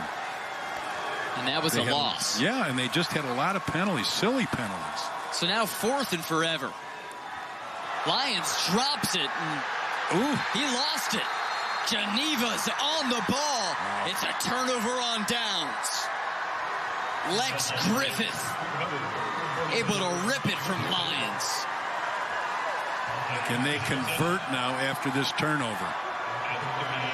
That's going to be the crucial aspect of it for Geneva if they're going to get in this ball game. They got decent field position with that turnover, but can they function as an offense and see what happens here as far as this drive is concerned? Momentum with Geneva. Now they need a score. Make this fumble worth it.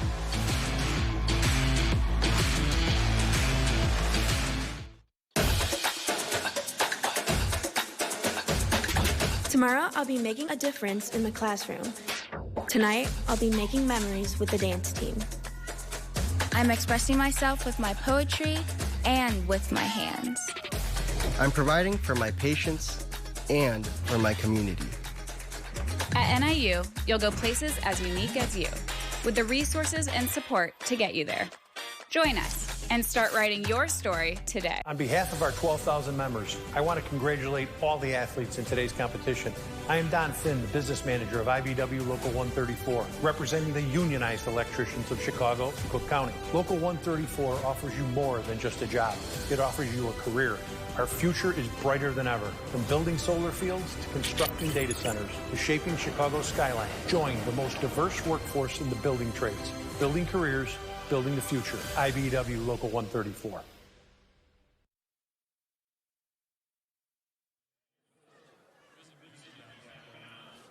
East St. Louis by 13 in the 6A state title game. But momentum, it's with Geneva right now after a fumble, 4th down stop. They've got it. So we're celebrating the 50th anniversary of the Illinois State Championship, which took place in the same stadium in 1974. And all the champions from that year, including a team in Glenbrook North that won the 5A title over East St. Louis, a team that featured Kellen Winslow. A lot of history. A lot of history. Down in the stadium, too. That was regular grass at that time. Now on the turf, Chahino to Taylor to open Geneva's second half. And Taylor dances, spins across the 50 for a first down. He could be the difference in this ball game bet right here for Geneva if they can get him the football. I mean, he certainly is a big play man for them. A gain of 17 on the hookup from Chahino to Taylor. That first quarter, you mentioned it, Jack, it was a disaster. Since then, this offense has flourished.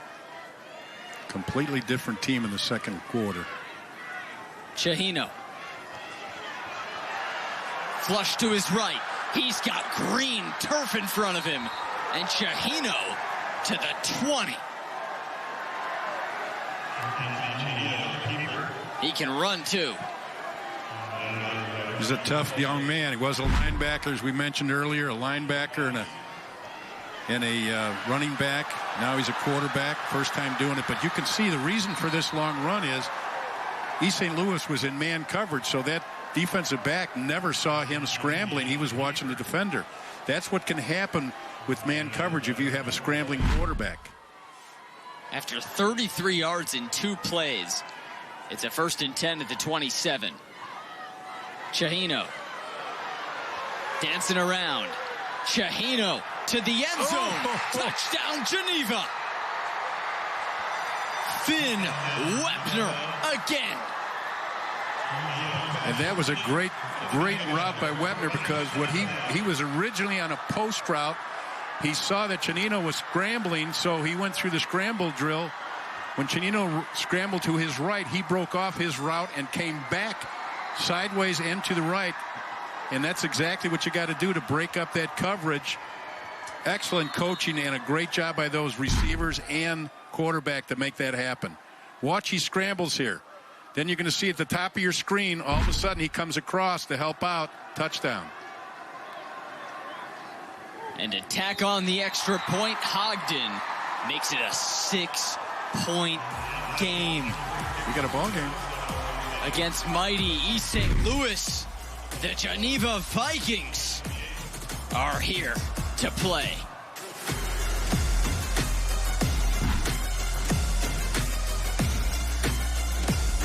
Every year, the Whiffles family celebrates the season the best way they know how.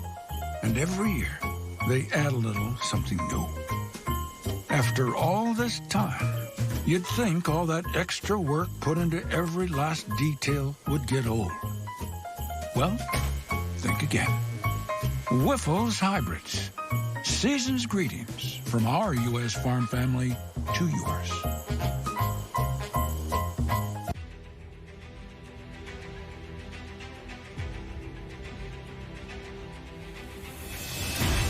We're going to need more fuel. A renewable way to get that fuel instead of relying on foreign countries for petroleum, we can just grow our own fuel. Our fields are literally full of energy.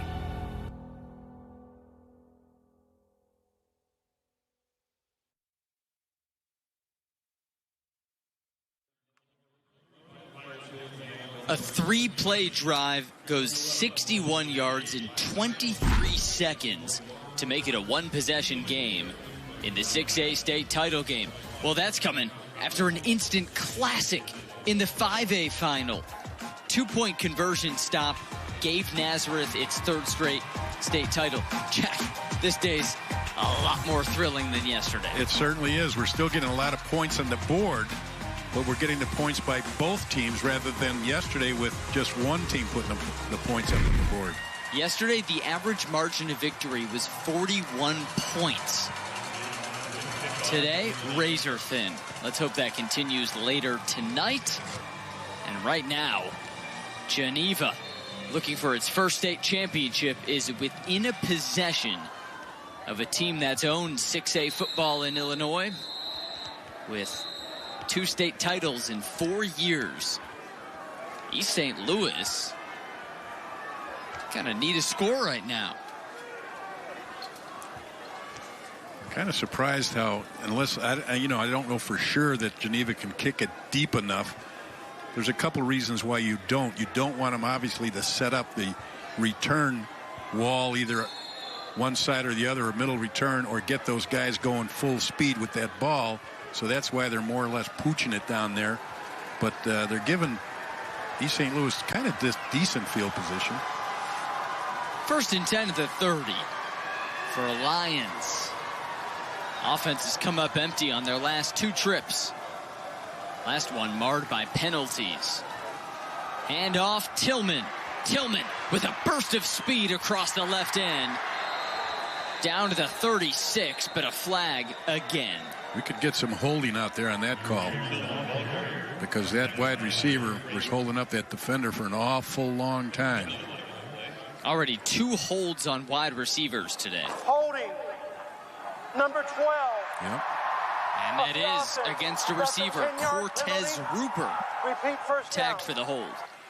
Now, in defense of the wide receiver, that is probably a tougher block than any of the offensive linemen have, because you have to sustain that block in the open field, and that defender's trying to get around you. You can see it right here to the right of your screen. He's just grabbing onto his arm and holding him. It's just really a tough block. You'll find holding more often with the outside wide receivers as often sometimes as you find with the offensive linemen. On 1st and 14, the Lions running for his life, and he can't outrun the Vikings. Troy Velez, Lex Griffith team up for the sack.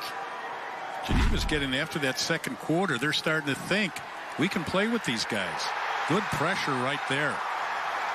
Nice job of coming up and making the play. I mean, you can't let that quarterback get out to the edges or you're going to get hurt. Keep him in the pocket where he can't scramble. So a penalty and a sack equals 2nd and 21. And Lions goes to the middle to Go Miller. And Ronnie Go Miller loses everyone to the 10, to the end zone. The Flyers are just too fast. Well, I'm sure a lot of people that saw that they had 17 yards to go for a first down. A lot of people also sitting there saying that's no big deal to East St. Louis. They get a slant route, and the speed just outruns everybody in that secondary. Good throw, good catch. 81 yards to the house.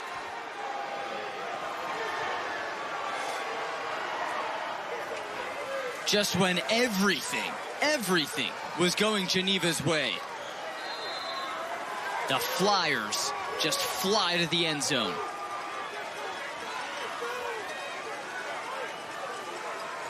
Shanklin on for the extra point. His last one was from 35. This one's a bit easier. And makes it a 13-point game. The slant from Lions to Go Miller. Picture perfect. Coming right over the middle, right here, right under the safety and over the top of that linebacker. Then once you get the ball, you can throw that past 5 yards and it turns into an 85-yard touchdown run. Most teams that wouldn't happen, but with East St. Louis and the speed that they have, that's going to happen. Just an excellent delivery of the football to a receiver that you know can make a big play, and he comes through with a big play. 5 catches, 128 yards, 2 touchdowns for Ronnie Go Miller. And Jack, I know you love the rack, the yak, yardage after the catch. The receivers for East St. Louis, they have 111 yards after the catch today. Well, you know, most of their routes are in the open. What I mean by that is they're not sideline routes. You know, you don't break it 10 yards and get to the sideline. Their routes are slant routes, post routes, where you catch the ball on the run, not going out of bounds, and you get a chance to run with the football, and that's exactly what they do. Get them the ball and let them run with it. They've got the athletes to do it, and those athletes, 41 points through 2.5 quarters. On a deep kickoff, here's Talon Taylor from the 4. Taylor out to the 24 with a hard hit. And Geneva's offense goes back to work. It's an uphill battle, but this offense has really been cruising since the first quarter. What Tony Chahino and company have done is really impressive. Well, you know, it's kind of interesting. Geneva, you talk about it's work for them. I mean, they got to really work at sustaining drives. East St. Louis, it almost seems like more fun because they just get the ball in space and let somebody run with it. I mean, it's just kind of a conflict or a look at a different type of offense and different types of athletes. So back to work. And Chahino is taken down right away. A big sack on the first play of the possession for Carnell McIntosh. In this kind of a game, you got to make sure as a quarterback that when you're scrambling, especially against East St. Louis, you got to worry about your backside. He's taking too much time here to deliver the football, and that's only going to result in a sack. There's no two ways about it. You've got to get rid of the football. A loss of 8. So 2nd and 18 for Chahino and company. They can't afford it. East St. Louis could overcome that like they did on the touchdown. 3 receivers to his right. Chahino flush to his right. Hanging in there. Chahino hurls it deep downfield. He's got Conkey, but incomplete, and a flag follows the play. I think he was held going down there. On a day marred by 12 East St. Louis penalties, number 13 could give some life to the Vikings. It's offensive pass interference. Interesting. So it's against Conkey, and it moves the Vikings back towards their end zone. On this side here with East St. Louis, the fans here are very thrilled that the penalty went against somebody else. Is he pushing off? Yep. I guess he did. So that left arm. Yeah. Good call. Jostling for position with Sledge. East St. Louis, we got 10 players on the field.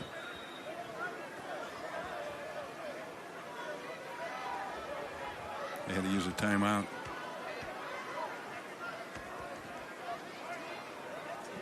No, I think he's saying he wants to decline the penalty.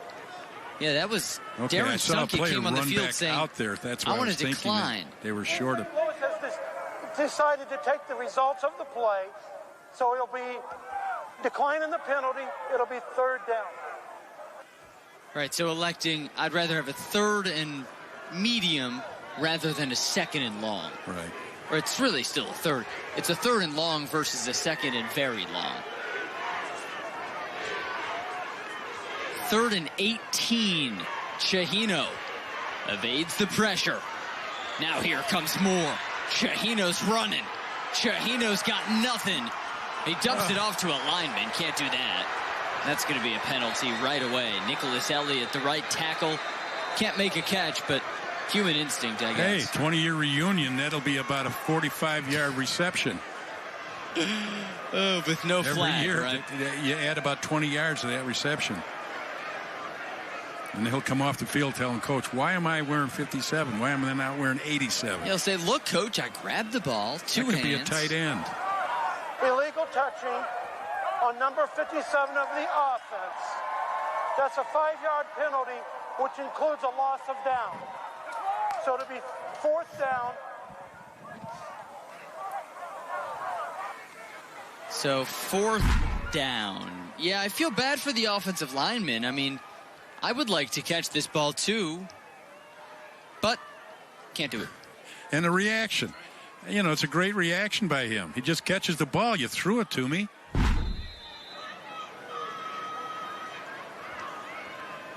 His quarterback was running for his life. And now a Geneva punt. But Chihino was 8 for 8 before his last 2 incompletions. And Hogden with a really short kick. This will help East St. Louis. Turf bounce. As it rolls to the 45. So golden field position for an offense that's so quick and so good that they don't even need it. Punt of 35 yards. Hey, Ronnie Gomiller has been super impressive today. 5 catches, 128 yards, and 2 touchdowns.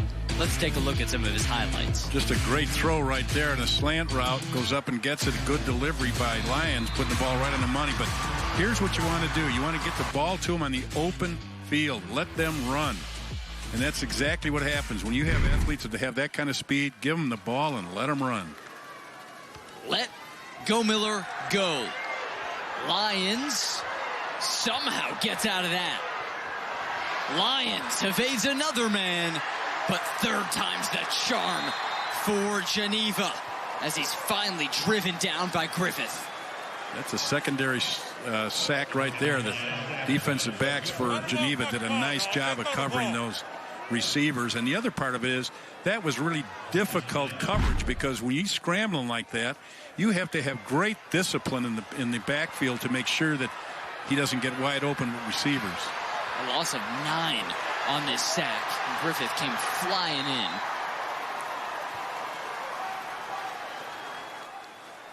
That's one way of defense on defending him. Gomiller.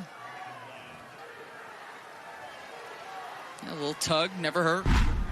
See, this is good discipline by the defensive back. Sometimes you'll find guys that are looking so long there, they lose complete sight of where their defender is. Screen to Miller. He's got speed and stretches out to the 41. Pretty close. Gets back a lot of yardage there. Right near the first down. Line to gain was the 41, so. Or rather, the 36. So it's a 3rd and 5.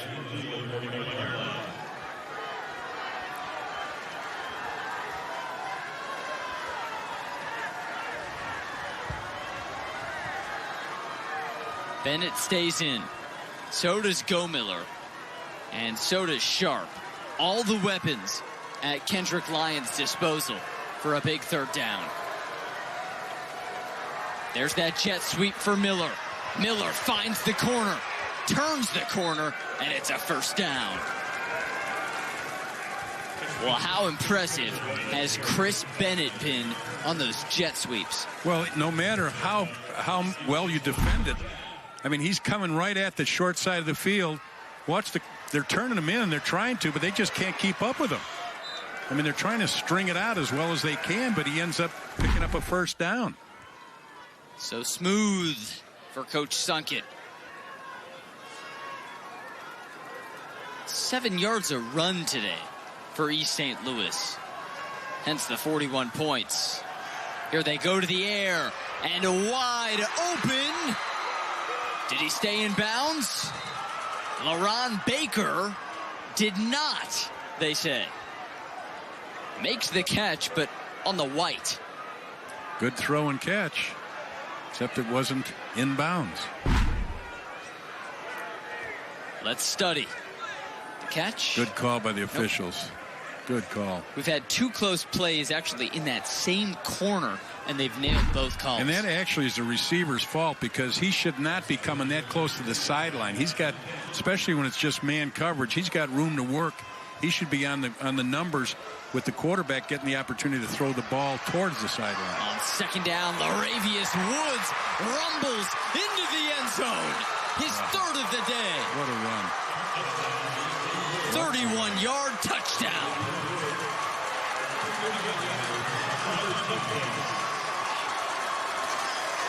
That's just a great effort right there. Speed didn't have anything to do with that for the most part. It was just determination and strength. That and a combination of some poor tackling. Fresh Woods today. Good super fresh. There. Yep. Boy, he looks good.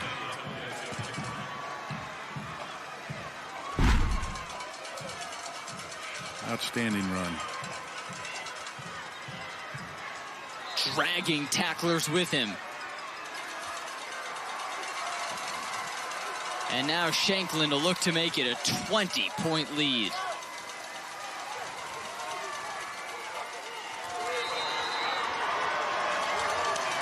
Yes, sir.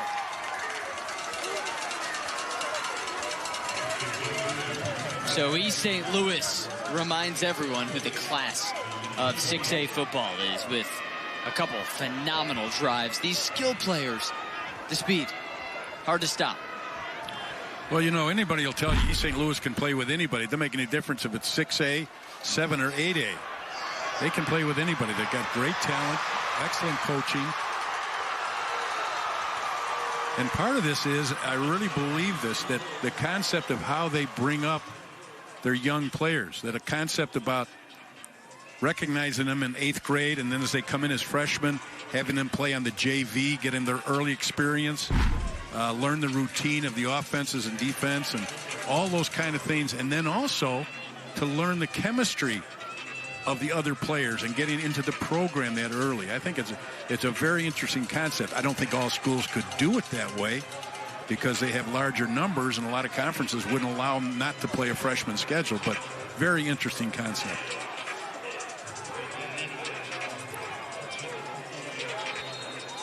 If you're a freshman, you play JV, you learn more, you get bigger, you get stronger, you get smarter, and it pays off in games like this. Taylor from the 10. Taylor's got no blockers in front of him. Able to get to the 17. Ooh, that official went and the down. official got taken out. Now helped up by Philip White. Ooh. Certainly hoping he's all right. Took a hard hit. Inadvertent. Looks to be all right. Oh, he's smiling, he's laughing. I see a smile. I know you're good. Okay, 2 scoring drives in this half for East St. Louis have gone 3 minutes, 9 seconds combined. They score Amazing. in a hurry. Talk about big explosive plays. That's it right there with that statistic. Geneva needs a score. And here's a whistle, and is this a sideline issue? Oh, there's a player down. Player down at the 42 for East St. Louis. That's one of their DBs, Melvin Sledge. They were about to start the play, and someone spotted Sledge and stopped the action.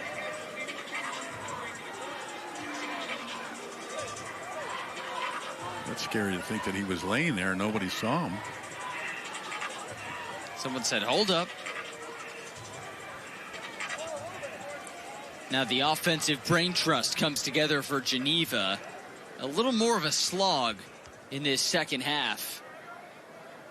How do you attack East St. Louis right now? Well, they've been more efficient when they're able to sprint out than they are sitting in the pocket because the pressure's been so immediate on him. He has an opportunity to get up, but when he sprints out, he's got to get rid of the ball a little sooner because they're actually running him down from the backside. And he's got decent speed. I mean, he's a good scrambling quarterback. He's not the same type of quarterback as Kendrick Lyons, but he's also a very good athlete and can make things happen, but he's got to get rid of the football a little quicker. Yeah, Shahino today has amassed 7 carries, 1 touchdown, in addition to the 230 yards in the air. And Sledge, see him holding his chest, maybe got the wind knocked out, maybe ribs. Training staff will check on him. Destiny Grove, the Flyers athletic trainer. Those are some unsung heroes of football programs, the trainers. Do a great job with these athletes. Oh, absolutely. Especially in these frigid conditions as Shahino lets it fly to the far sideline, incomplete. Pascoli intended wide out. A little glimmer of sun coming through. I don't think it's enough sun to warm you up. No, it's cold down there. Feels like temperature hovering around 9 degrees.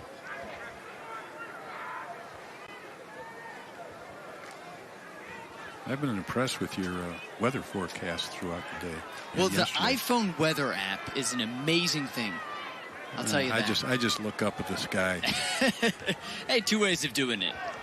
Here's Taylor on a little screen pass, and Talon sprints his way to 3rd and 2 territory. He's got 5 catches today. Made it to the end zone once. I think mostly East St. Louis has kept him bottled up. Yeah, they're an impressive team. I think who knows what that scoreboard would read if they haven't had these 10 or 12 penalties that they've had. But they've, you know, we mentioned this, they've overcome them every time. Right, you get an unsportsmanlike penalty. Deficit for them. Right. But it's certainly not something you're going to brag about. So a 3rd and 3 for Chahino. And he goes to Romero, who rumbles through for the first down and ends some. A hit stick to the 40. Now to the 50. Michael Romero with his first big run of the day. What a nice effort right there by Michael Romero. That's 26 yards. His longest run this year was 48 yards, so he's not a breakaway threat, 185 pounds, but he's a good, solid runner with over 1,000 yards this year for Geneva. You see Melvin Sledge really struggling on the sideline. And another flyer is down over at the 35. Man down in the secondary. That's Mixon. Mekhi Mixon, the senior who next year will play college football at Grambling State. And he's actually getting checked out by a member of the Geneva athletic staff, Delaney Mansoni, because the athletic trainer for East St. Louis, Destiny Grove, is already occupied with Sledge. So that's a solid from Geneva to help out. Good sportsmanship. That's what it's all about. Certainly hoping both of those young men are okay. Meanwhile, wonderful to have you with us for the Class 6A state title game. Geneva is vying for their first ever state championship. East St. Louis looking for their 3rd in 5 years. And nice to see Mixon walk off under his own power. Well, based on last year's team, there's 5 offensive players back for the Flyers.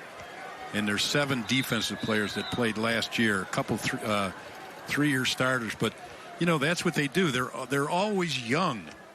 They always seem to be young enough. I mean, they have some good senior leadership. It's usually about half and half. And then they got those young players that gain great experience, but also learn the ropes through the senior leadership that they have with East St. Louis.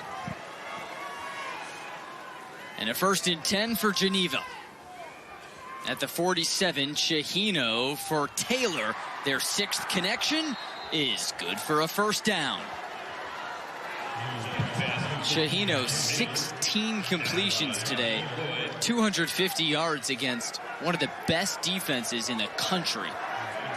You know, he's been a gutsy player, Sam, because he sits in there. He knows he's getting pressure, and you can't have blinders on because it's coming from both sides besides coming up the middle. And he's done different ways of throwing. He throws out of the pocket. He sprints out, makes things happen. He's a good athlete, and he's a very competitive young athlete. At the 33 now, Chahino hurls it down the sideline and incomplete. Intended for Wepner. Now, again, he's got the wind with him here, so occasionally that ball's going to sail on him, which it did on that particular one. And again, the receivers can help out the quarterback with how they run those routes, those vertical routes. You can't hug the sideline. You can hug the numbers down the sideline and then drift towards the sideline with a deep throw. But if you're going right down the hash marks on the sideline, that's not helping the quarterback on a deep throw. The wind at 17 miles an hour, my friend. I was thinking about 15, but you were close. On 2nd and 10, Chahino just throws it away. Remora was sort of in the area. And a 3rd and 10's coming next. Smart play by Chahino, because that was going to be a sack. He had nowhere to go with that ball. Impressed with the secondary of East St. Louis. That could have been a big play. He's running away, hoping that the secondary is going to rotate and he's going to have a throwback. And they stayed home. Showed good discipline on that secondary rotation. Charles Bass, Melvin Sledge, Quincy Minor, all seniors on the back end of that defense. Now 3rd and 10. Big play for Chahino. McClendon is chasing him. Chahino to the end zone. And it's batted away by Floyd. Pascoli was right there. He had him initially.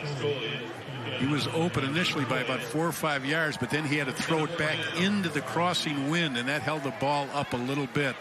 As you could see, the receiver kind of held up on this as he comes into your screen here.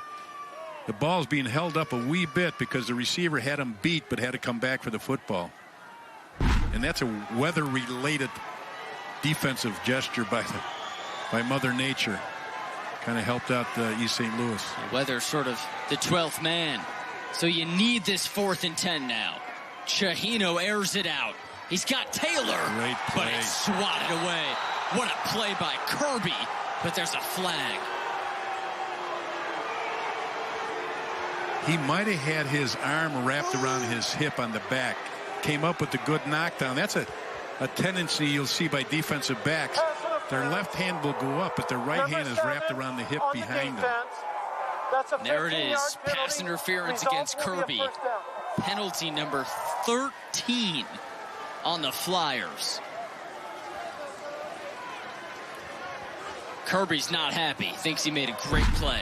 I don't know if we keep records of penalties, but we're close. Oh, that's a good call. That's a good call. Bumped him at the final moment.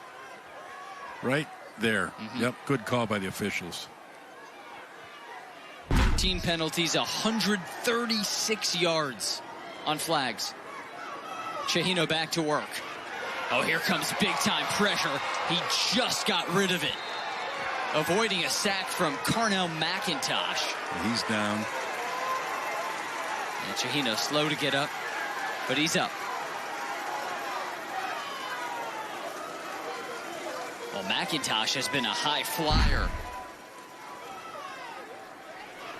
Here's his last hunt. And that's what we talked about before. He's got to get rid of the ball. That backside, the speed that they have coming from the backside is just amazing.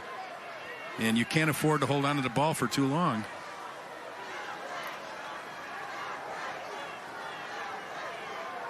In the red zone, 2nd and 10. With Wepner in motion. Chahino throws it. Oh, it's picked off. Interception for Floyd. And that is a backbreaker in the red zone. He jumped on that. He was the undercover man. They had him covered deep, kind of a little double team there. And he just broke on that ball immediately as it was thrown. He was either anticipating that or the coverage was played right into his hands. And how about this? Getting hoisted by his coach. Maybe it's his first interception this year. I don't think so, but pretty good deal. And of course, he came pretty close to breaking that all the way. It's his 5th pick of the year. So been there, done that for Floyd, but his first of the state title game. You can see he broke on that immediately. Saw it coming right away. And that was on a possession that was really touchdown or bust for Geneva. Down 20. And that happened, Sam, because of double coverage. He was the underman on Taylor. There was a corner going over the top, and he was under and just broke on it. So right back to the fun on offense, and to Ryan Martin with a gainer of 8. Well, East St. Louis has been here at the state finals now 5 years in a row. I think they'd like to have more titles to show for it. They're looking for number 3 in 5, and they are now 1 quarter from accomplishing it. A 20-point lead for the Flyers. Quarter 4 is next.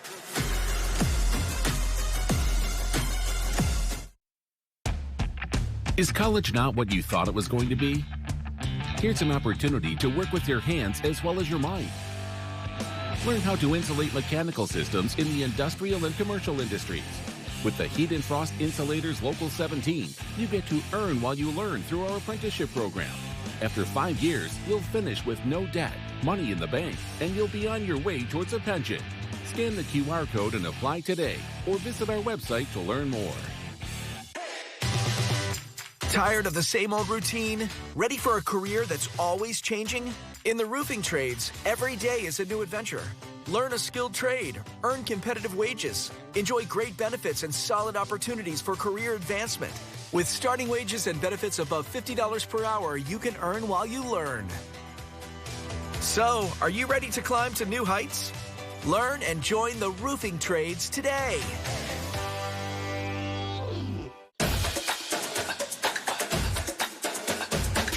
Tomorrow, I'll be making a difference in the classroom. Tonight, I'll be making memories with the dance team. I'm expressing myself with my poetry and with my hands. I'm providing for my patients and for my community. At NIU, you'll go places as unique as you, with the resources and support to get you there. Join us and start writing your story today. On behalf of our 12,000 members, I want to congratulate all the athletes in today's competition. I am Don Finn, the business manager of IBW Local 134, representing the unionized electricians of Chicago and Cook County. Local 134 offers you more than just a job. It offers you a career. Our future is brighter than ever. From building solar fields to constructing data centers to shaping Chicago's skyline. Join the most diverse workforce in the building trades. Building careers, building the future. IBW Local 134.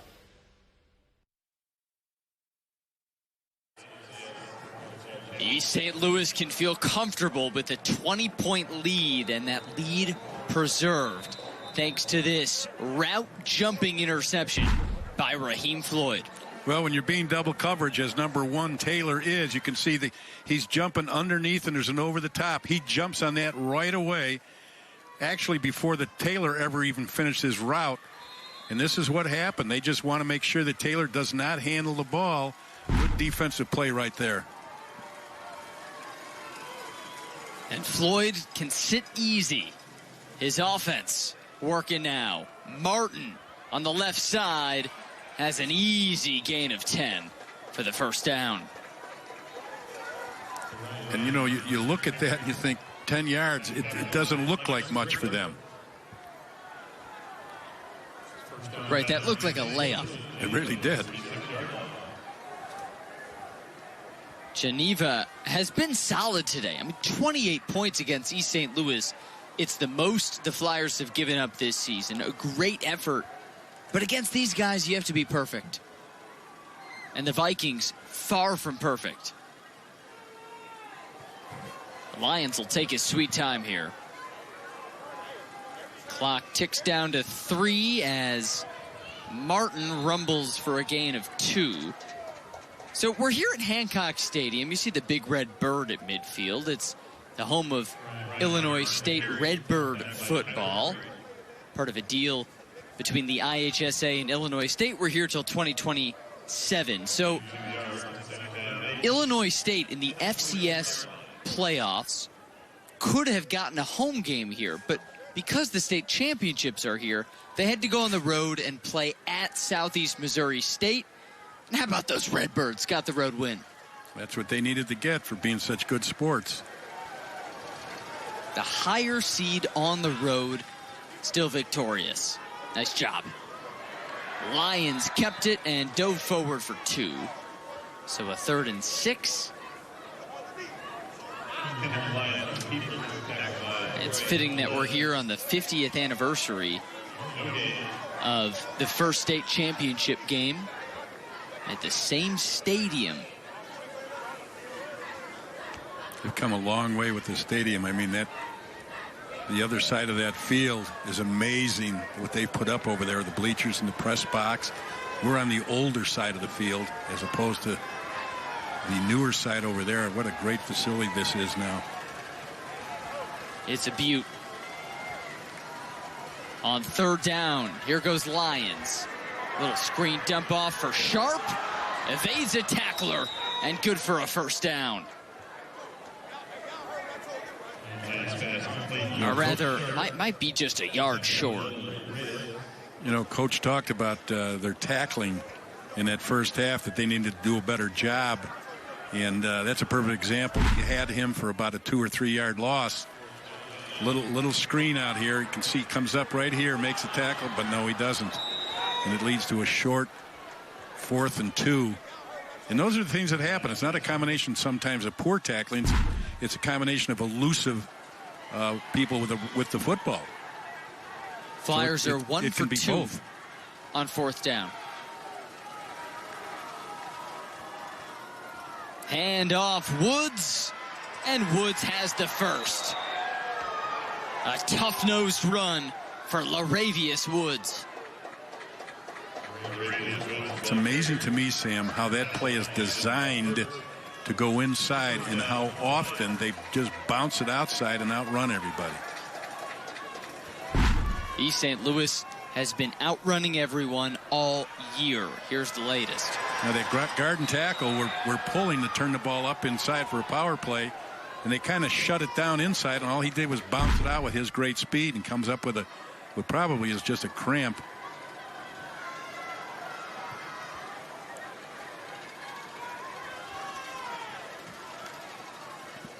On first down, Tillman for a few yards, which puts East St. Louis over 500 yards of total offense.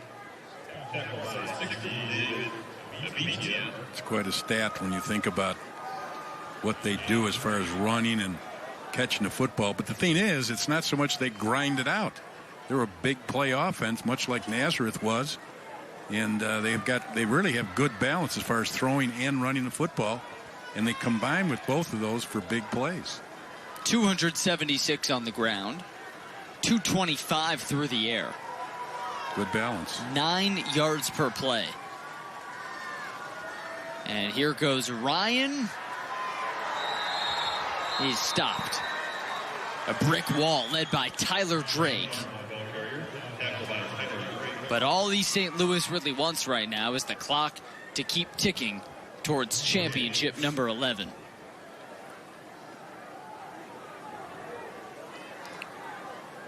They're one of the great programs in the history of Illinois high school football, along with Joliet Catholic and Nazareth now up and coming, and of course Mount Carmel.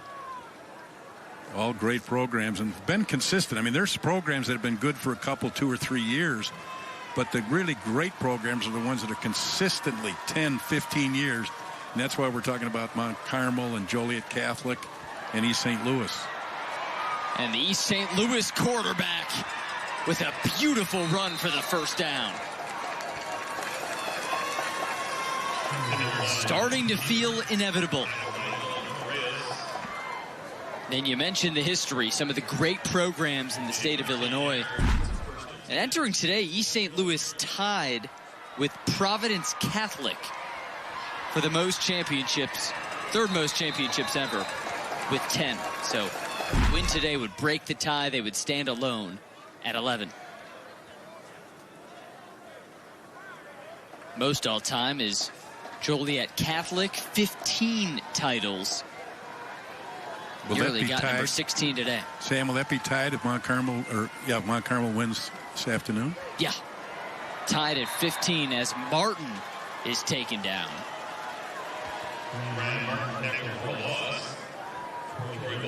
You know, years ago, the big game was not so much the state championship. Before they started that in 1974 was the Prep Bowl.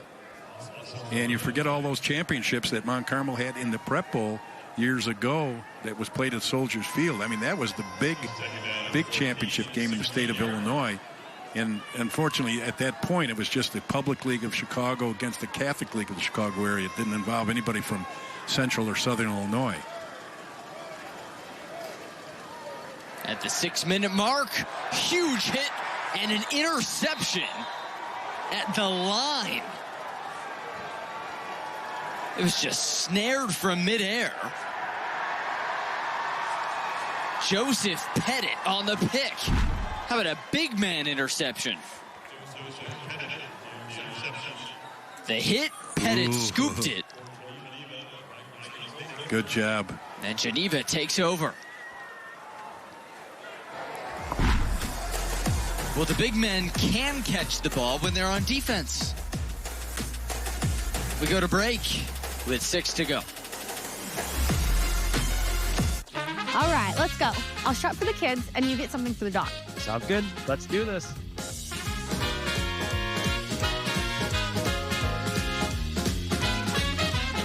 Whether you're shopping for gifts or something for yourself, Don't forget toys for the dog. rush in for Black Friday deals at Menards that everyone will love. Because when they're gone, they're gone. Save big money at Menards. Imagine going from the classroom to the big stage. This territory, this place, our home, isn't just for learning, but for understanding the very power of what imagination actually means. A place where you can know from player to coach, from the ground to the sky. So close your eyes, envision the roar that is a spirit of thousands of Salukis. Capture this moment and go forward together.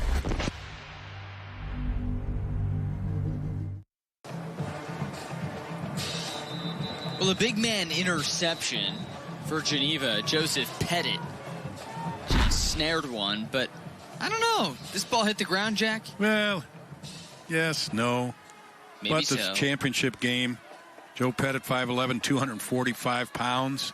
I'll give him the interception, especially with the score being 48-26 with 5 minutes left. Give him the interception. Oh, we'll give it to him. Geneva ball with 6 to go. Here's a little strip sack. Ball don't lie, right?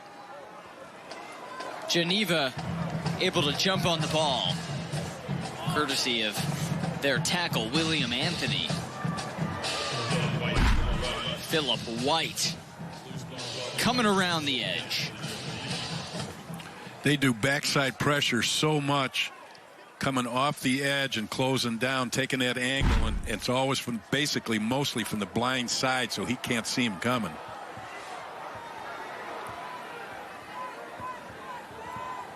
Chahino to Wepner.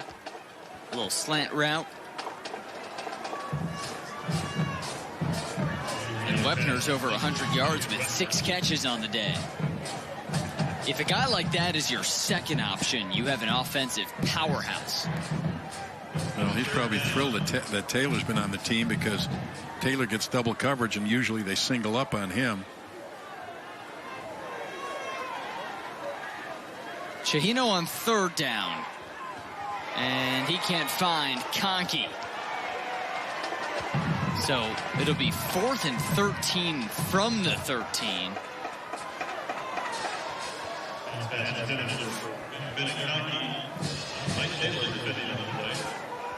And Geneva's offense seems to have run out of gas. But, hey, East St. Louis had given up 14 points in the playoffs in 4 games combined. And today, Geneva hangs 28 on them. They'll go for it. Well, Geneva had a great second quarter and gave us the impression that we could have a different second half, but East St. Louis kept the pedal to the metal. Yeah, not so much. 21 points in the second quarter, and only 7 points since for Geneva. Vikings call timeout. One more break as East St. Louis is closing in on a title.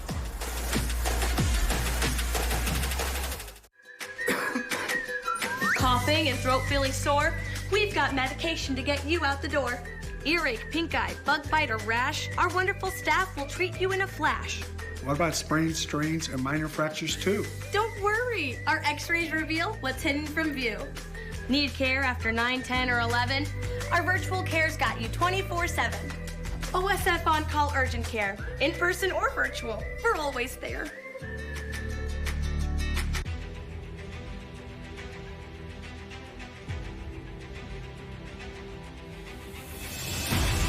We're going to need more fuel. A renewable way to get that fuel instead of relying on foreign countries for petroleum.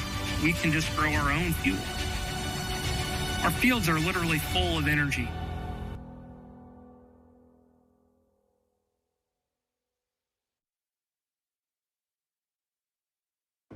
The IHSA Football State Championships are brought to you in part by Country Financial. Worry less and feel more confident with insurance designed to meet your specific needs. Visit countryfinancial.com to experience more today.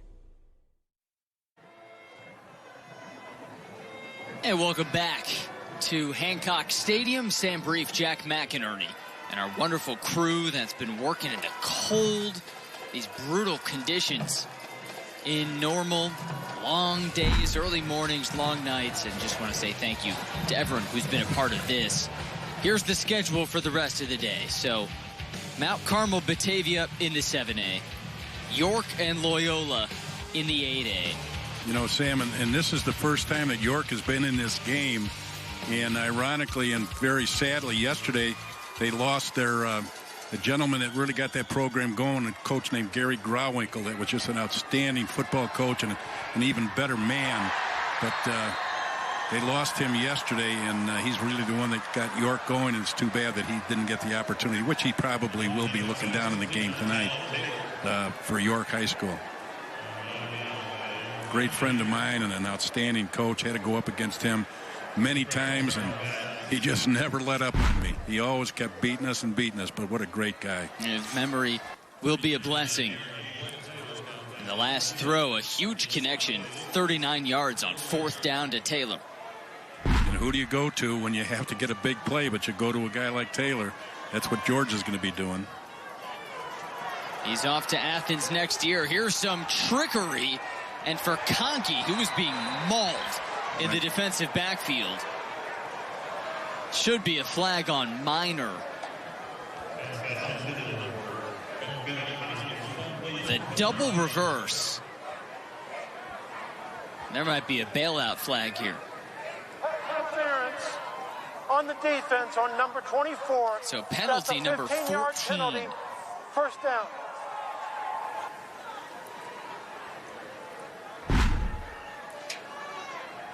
So here's the trickery. And a good job right there trying to sell it. But you know what? That's not a bad job by East St. Louis. I mean, he interfered with them right at the end, but showed you discipline by staying with them in the secondary. They didn't get suckered in by this, go flying all over the place. They stayed with the receivers down the field. Other cases, he could have been wide open. The play was defended beautifully. Chahino flushed out.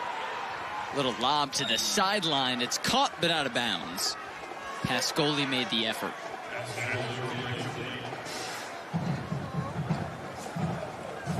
Give Geneva credit. They've been very competitive against a stellar, outstanding football team that they had to run up against. In most cases, you're not going to have a team like East St. Louis to play against. And all their opponents that have been playing against them all year long will tell you that, especially Loyola, who, if you think about it, East St. Louis beat them in the first game of the year, and Loyola is going to be playing in the state championship game here this afternoon or evening. And, you know, East St. Louis beat them handily. That game wasn't close. 34-7 as Romero gets the screen, and he gets to the 14. East St. Louis can make a case for best team in the state. I mean, this performance by Geneva, good enough to beat, what, 99% of Illinois? And to give them good, obviously a good run for their money. Geneva had a great year. You know, it's everybody wants to win the state championship, but not everybody gets here to have the opportunity to win it. So you got to give that second place team a lot of credit. A seat at the table means a lot. Now Chahino airs it out, and incomplete for Wepner. Assuming this goes as expected, Geneva will finish the season 12-2 with just the third state title berth in program history. 1975, 2008, and 2024. You know, these two games that we've just done, it's more emotional for Joliet Catholic with their loss, the way they lost, as it will be for Geneva. I mean, Geneva just ran up against a team that was just so much better. And in Joliet Catholic's game, it came down, to the last play. Just completely different emotional situation. Heartbreak over there as Taylor stretches. A marvelous grab. That's why he's playing in the SEC next year. And on a pretty quiet day for Taylor, he still has 8 catches. Well over 100 yards and a touchdown. And they set up special secondary coverages just to kind of take him out of the ball game, and yet he still comes up with 8 catches. And a 3rd and 5 now. Chahino feeling heat and delivers a strike that's picked off. Another interception, this time Quincy Minor. And the Flyers can start to celebrate. Nice pick right there. Short field makes it tougher for the wide receivers to break loose, and of course it's big help to the secondary because you use the end zone as a 12th defender. They can't go deep on you. They're not going to beat you deep, but they can beat you on crossing routes. I think I'm learning. You get a pick, you get lifted.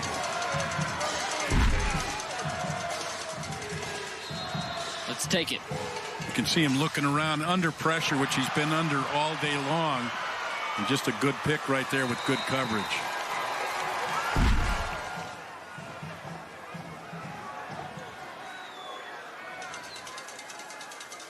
The Flyers can start to sniff it. State title number 11 in a few minutes. But first, here's a run for Woods, who has been so phenomenal today, and he fights to the 30. Now the run game for East St. Louis.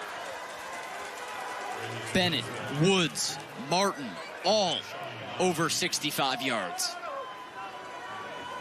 I'm impressed with their stable of running backs, but the other guy that I'm really impressed with is Kendrick Lyons. He's been a very, very impressive quarterback. Very poised, doesn't panic, looks down the field, nothing's there. He doesn't force too many throws, scrambles, great quickness with his feet, keeping plays alive. Very impressive quarterback. With all the winning East St. Louis has done over the years, he sat behind Pop's battle, watched him lead. Now he is leading. And Woods again with a huge burst.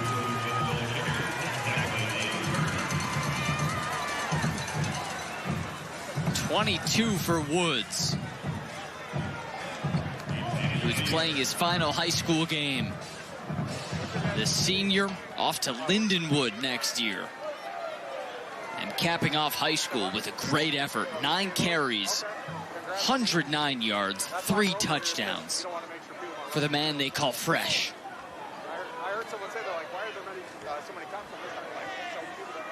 Now it's just a time game. 3 on the play clock. And the snap. Here's Fresh. Get him over 110. There'll be a point right here pretty soon where they'll start getting some of the seniors in the game. Especially when you're in a game like this. You want to give those seniors an opportunity to have a chance to get on the field for the state championship. Geneva starting to sub right now.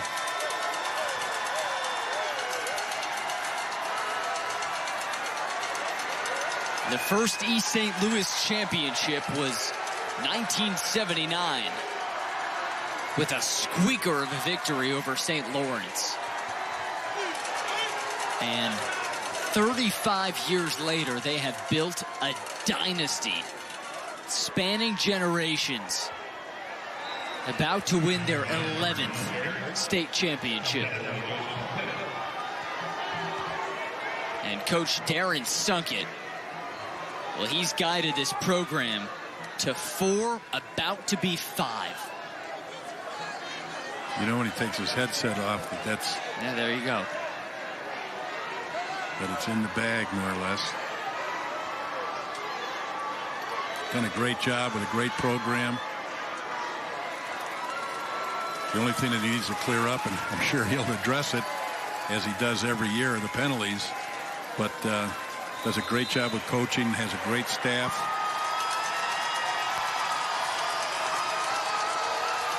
And they overcame last year's upset, I guess, with Cary Grove.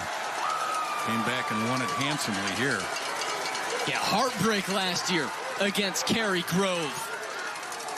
But they'll go back to East St. Louis with a trophy this year for the 11th time in program history. East St. Louis, champions of Illinois.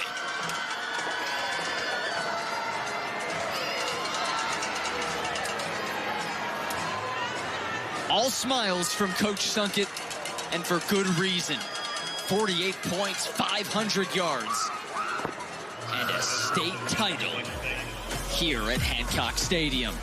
We'll step aside, and the trophy ceremony, post-game interviews, and much more when we come back.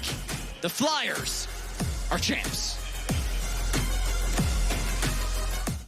The IHSA Football State Championships are brought to you in part by Menards. Save big money on all your home improvement needs. And by SIU Carbondale. Imagine the possibilities.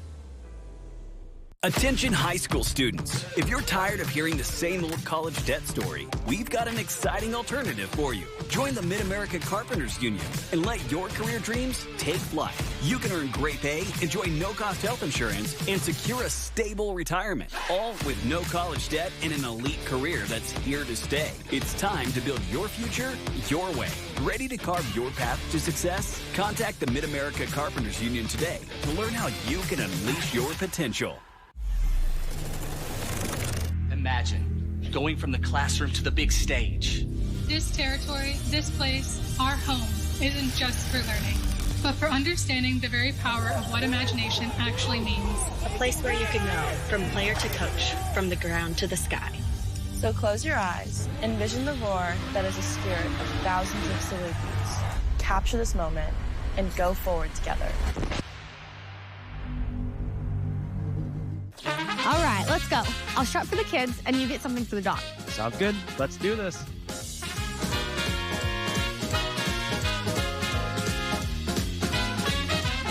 Whether you're shopping for gifts or something for yourself. Don't forget toys for the dog. Rush in for Black Friday deals at Menards that everyone will love. Because when they're gone, they're gone. Save big money at Menards.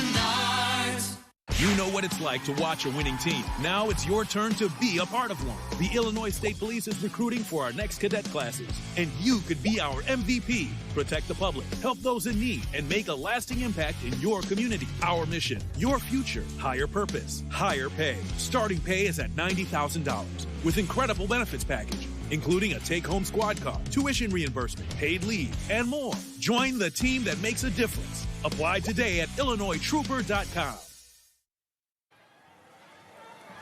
3 state titles for East St. Louis in 5 years, thanks to today's 20-point victory over Geneva. And time for the Menards play of the game. Save big money on all your home improvement needs. And it was Chris Bennett, 87 yards to the house on a game-changing kickoff. Turning momentum and turning into a state title. Let's go down to Nicole, who's standing by with the victorious head coach. Coach Sunkett, your team embraced expectations all season long. 48 points in this championship game. Why were they ready to excel in this one? Just preparation, from January to now, just preparation. We got a great group of kids. We told them before the game, this here is where the season started, August 29th.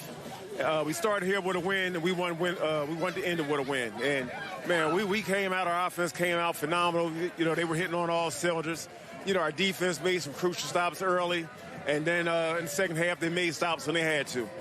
3 titles in 5 years under your leadership. How are you able to summarize what you and your team has been able to accomplish? It's just hard work and dedication. We're fortunate. We have the opportunity to coach a great group of kids, a great group of kids who have high expectations of themselves, and the coaches have high expectations of them. And they come in each day, they put the work in. school, from the classwork to the football field. You know, it's just a great group of individuals. Does it ever get old, Coach? Never gets old.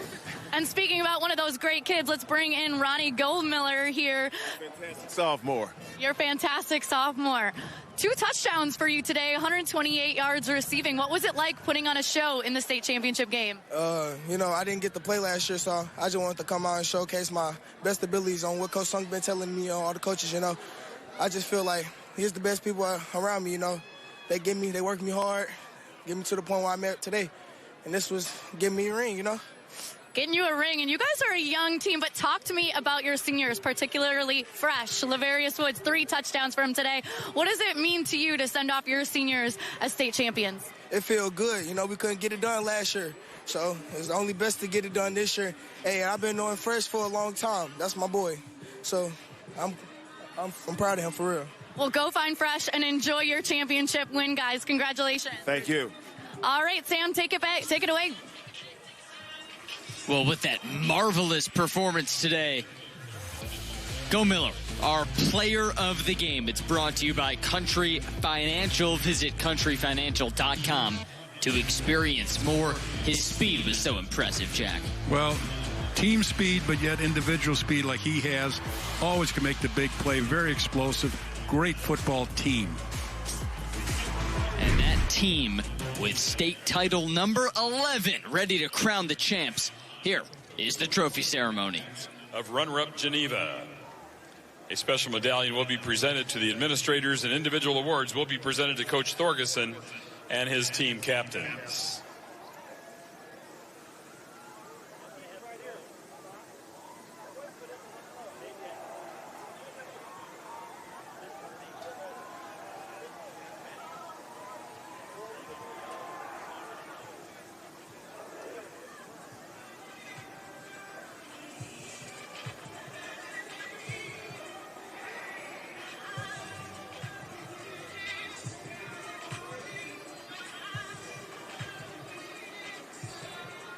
And now the second place trophy will be presented to the Vikings of Geneva, who finished the season with a final record of 12 wins and 2 losses.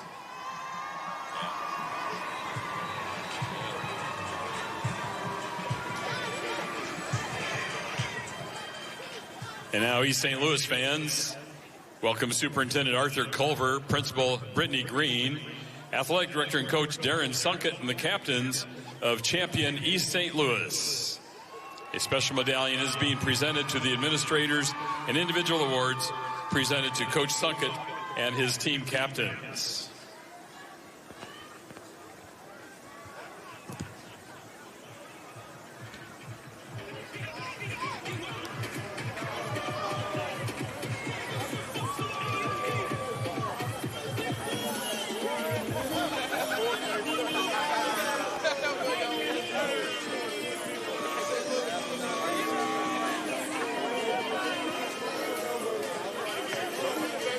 Now this year's state championship Class 6A team trophy is presented to the Flyers of East St. Louis, who finished the season with a final record of 13 wins and 1 loss.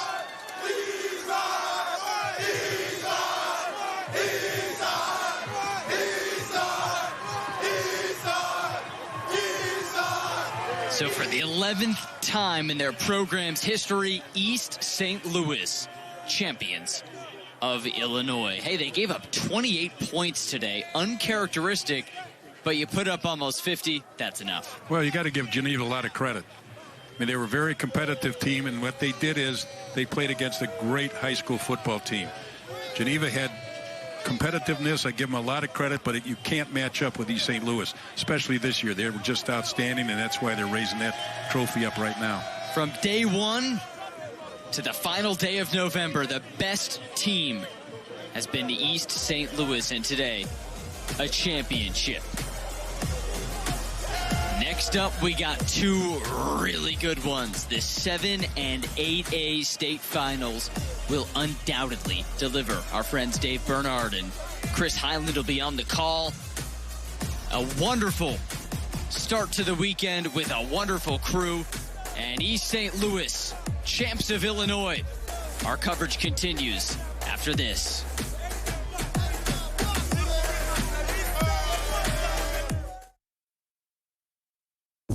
Ashley's Black Friday deals continue this weekend. Today through Monday, shop incredible doorbusters starting at just $1.99. Plus, take 25% off your entire purchase. The best Black Friday furniture deals are only at Ashley.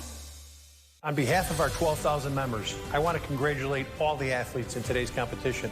I am Don Finn, the business manager of IBW Local 134, representing the unionized electricians of Chicago and Cook County. Local 134 offers you more than just a job. It offers you a career. Our future is brighter than ever. From building solar fields to constructing data centers to shaping Chicago's skyline. Join the most diverse workforce in the building trades. Building careers, building the future. IBW Local 134. Tired of the same old routine? Ready for a career that's always changing? In the roofing trades, every day is a new adventure. Learn a skilled trade, earn competitive wages, enjoy great benefits and solid opportunities for career advancement. With starting wages and benefits above $50 per hour, you can earn while you learn. So, are you ready to climb to new heights? Learn and join the roofing trades today. Dad, it's your turn. Okay. Oh, I got this. Family Law Firm. You help fight for car accident victims. It's free to hire you. You can do it right on your phone. And you can get your clients 3 times more money. This law firm's called... Starts with an M? Seriously? Ashley's Black Friday deals continue this weekend. Now through Monday, shop incredible doorbusters starting at just $1.99. Plus, get the best prices on Ashley products guaranteed. The best Black Friday furniture deals are only at Ashley. 2 state champions down, 2 state champions yet to be crowned on this Saturday. Hello and welcome into our IHSA Television Network studios alongside Edgy Tim O'Halloran. I'm Marshall Harris. You just saw it, a big dominant performance by East St. Louis. It's not anything that we are unfamiliar with. They get their championship stride back after failing to come up just short last year. Is that the best team in the state of Illinois? Is it the best team in the Midwest? Is it the best, one of the top teams in the nation? I think yes, yes, yes, and yes. They made a really nice case for themselves. Could they have played better? Yes. Could they have cleaned a few things up? Yes. They go out and they prove it year in and year out. They challenge everyone they can play. They say no to no one. They play the Loyolas and the IMGs of the world. They go out and prove it, and it's really hard to argue against them right about now. But we've got 2 other games that are going to try to show us. Again, we'll see. Geneva has nothing to be ashamed of, putting up 28 points against East St. Louis. But we got to get on to 7A now. A big battle between Mount Carmel and Batavia. We'll tell you all about that as we continue to get you ready for kickoff in 7A, the championship being celebrated in 6A.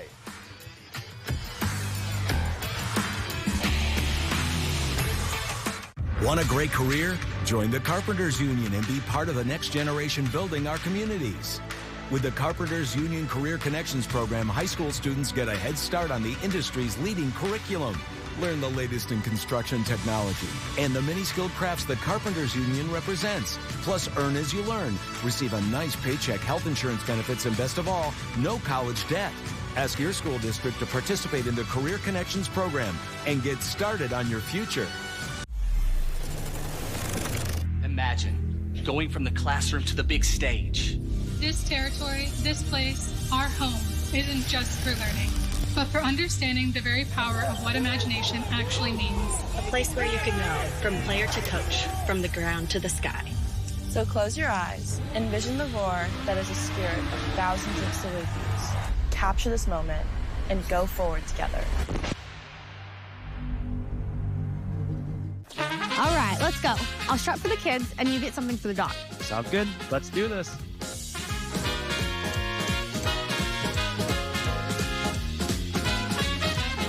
Whether you're shopping for gifts or something for yourself. Don't forget toys for the dog. Rush in for Black Friday deals at Menards that everyone will love. Because when they're gone, they're gone. Save big money at Menards. You know what it's like to watch a winning team. Now it's your turn to be a part of one. The Illinois State Police is recruiting for our next cadet classes, and you could be our MVP. Protect the public, help those in need, and make a lasting impact in your community. Our mission, your future, higher purpose, higher pay. Starting pay is at $90,000 with incredible benefits package, including a take-home squad car, tuition reimbursement, paid leave, and more. Join the team that makes a difference. Apply today at IllinoisTrooper.com.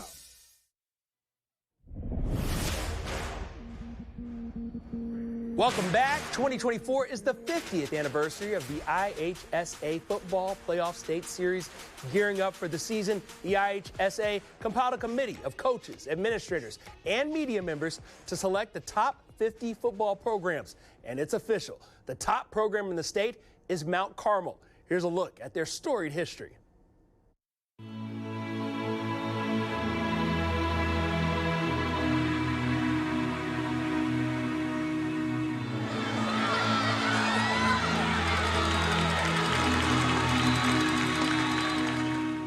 State championships, excellence, dedication, hard work, toughness. Those are the words that really come to mind when I think of Mount Carmel football. Faith, family, and excellence. Socioeconomic status, creed, color, culture, religion, it's all accepted here. And I think we just have a shared mindset here of, being the best. Our whole philosophy revolved around be the best person you can be first, be the best student you can be second, be the best athlete you can be third. I think that the young men here, they not only just want to be accepted, but they want to be a part of this tradition. So these young men, not only on the football field, but in the classroom as well, they want to be as successful as the men before them. Our goal is to have them reach the same common goal, which is teamwork, hard work, and a state championship. Mount Carmel Caravan cap a 14-0 season with the 14th football championship in school history. Back-to-back for the Mount Carmel Caravan. Championship number 15, tied for the most in Illinois high school football history.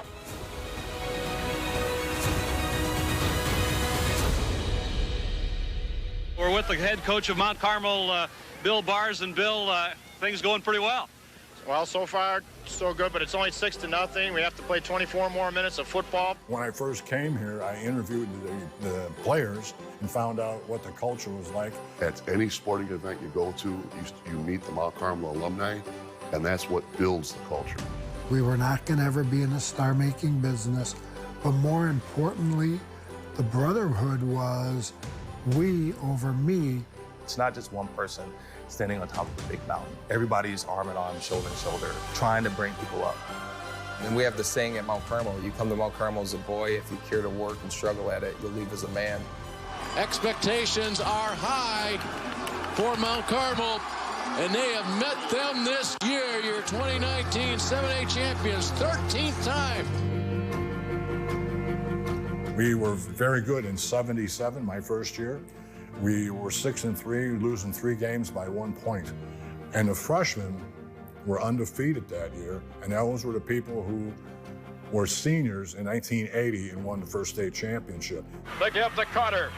Dances his way, touchdown. Oh, he's a piece of work.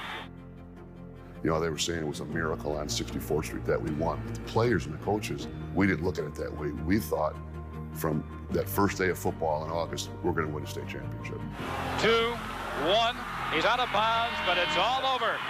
The caravan of Mount Carmel, you see the storm across the field as Mount Carmel is the Class 5A state champions in the state of Illinois. 15-10, the final score. 1987, we lost in the semifinal to East St. Louis, down in East St. Louis. And then in 88, when those kids came back, they hit the weight room with a vengeance. In the summer in August, in the summer in July, the mini camps, that all the sweat, all the hard work, all the long days, all the cramps, bruises, bumps, broken fingers, or what have you, you are at this point. And there's a lot of pride in that. On our road to the state championship, we beat 11-0, 12-0, 13-0 teams to go 14-0 ourselves. But the thrill of that was we got to play East St. Louis again in the state championship. And at that time, they and Joliet Catholic were really the dominant programs in the state of Illinois. They've done it. Mount Carmel, the state champions. The state champions of 88 and 89, we kind of opened the door for that tradition. The decade of dominance in the 90s and 2000s was really started in the late 80s. So make sure you guys get that on camera. Now look out, they're going after Frank. Tell you, he may be getting up in years, but I tell you, those legs haven't quit. We wanted to consistently get better every season, and therefore we were not going to be satisfied just to win one state championship. At the 5, touchdown! And it's a championship from Mount Carmel. It is 4 in a row. Those wins are etched into you. I mean, they're etched into the history of Mount Carmel. In 1998, state championship was huge for us. I mean, that was my senior year. That was the overall goal, to at least lead with one state championship. In the spirit of being the best no matter what, we did what we needed to do every single day in order to get there, which is why I played in 2 state championships. We worked very hard. We pushed each other. And that's why Mount Carmel was always in the conversation for state championships. Frank Linty, in his 30 years, he has come here 16 times, 10 titles, 6 second place. He's going to get his 11th championship here in just a little bit. You know, I wanted to be the best. I wanted to be pushed, and I wanted to be coached hard. I mean, that's something that I saw that was at Mount Carmel, that was in their culture of discipline and hard work and kind of doing it the hard way.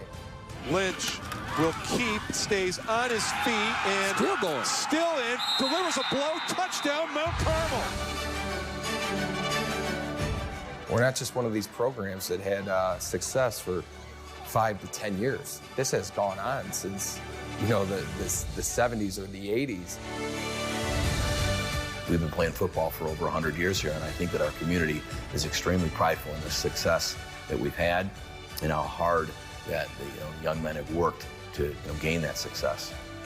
I think everyone that has strapped on a Mount Carmel helmet, everyone that's been to a Mount Carmel football game, probably already knew that we're the top team in the last 50 years. And there are so many facets to Mount Carmel being successful that goes into just 4 quarters of football we win games. I think it speaks hopefully to a lot of people that are behind the scenes, right? The parents especially. Well, for me, you know, it was an honor that parents trusted us with their sons. To see where I am now, it just puts a lot of things in perspective for me. I love my life now. I love the person that I am now. And Mount Carmel helped that. If you look at the overall picture in the next 50 years, you know, can we win another 15 state championship? That's kind of overwhelming to look that far. It's day by day. It's bringing in the right coaches, the right mentors. And it's not about getting the best kids. You know, we don't want the best kids. We want the right kids for the program.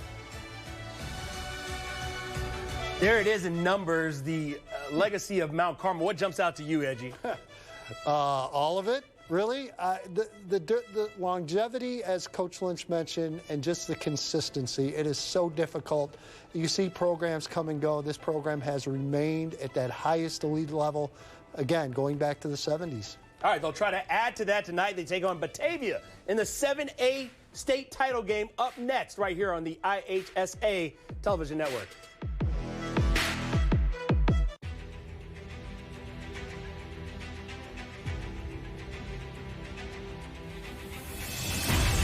We're going to need more fuel, a renewable way to get that fuel instead of relying on foreign countries for petroleum. We can just grow our own fuel. Our fields are literally full of energy.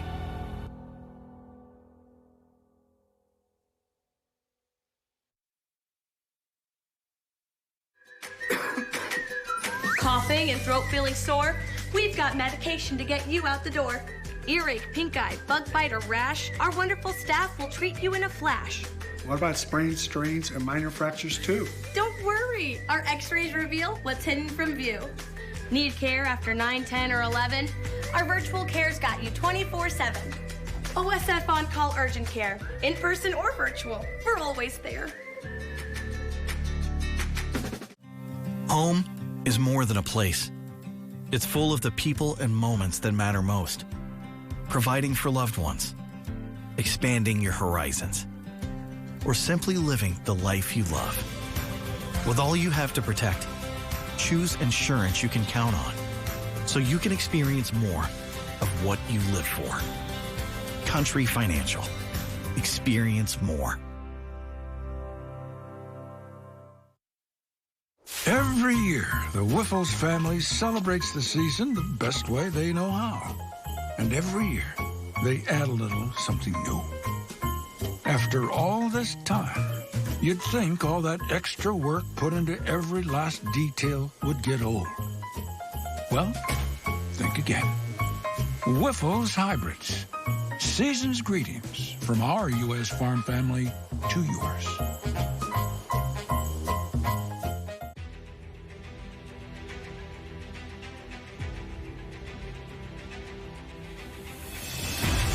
We're going to need more fuel.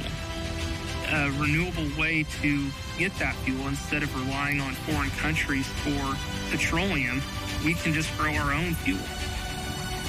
Our fields are literally full of energy.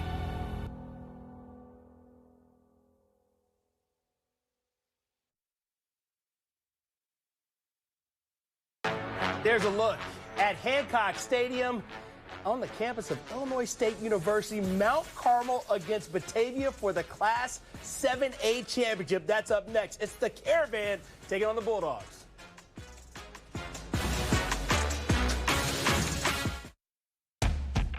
Is college not what you thought it was going to be? Here's an opportunity to work with your hands as well as your mind. Learn how to insulate mechanical systems in the industrial and commercial industries. With the Heat and Frost Insulators Local 17, you get to earn while you learn through our apprenticeship program. After 5 years, you'll finish with no debt, money in the bank, and you'll be on your way towards a pension. Scan the QR code and apply today, or visit our website to learn more.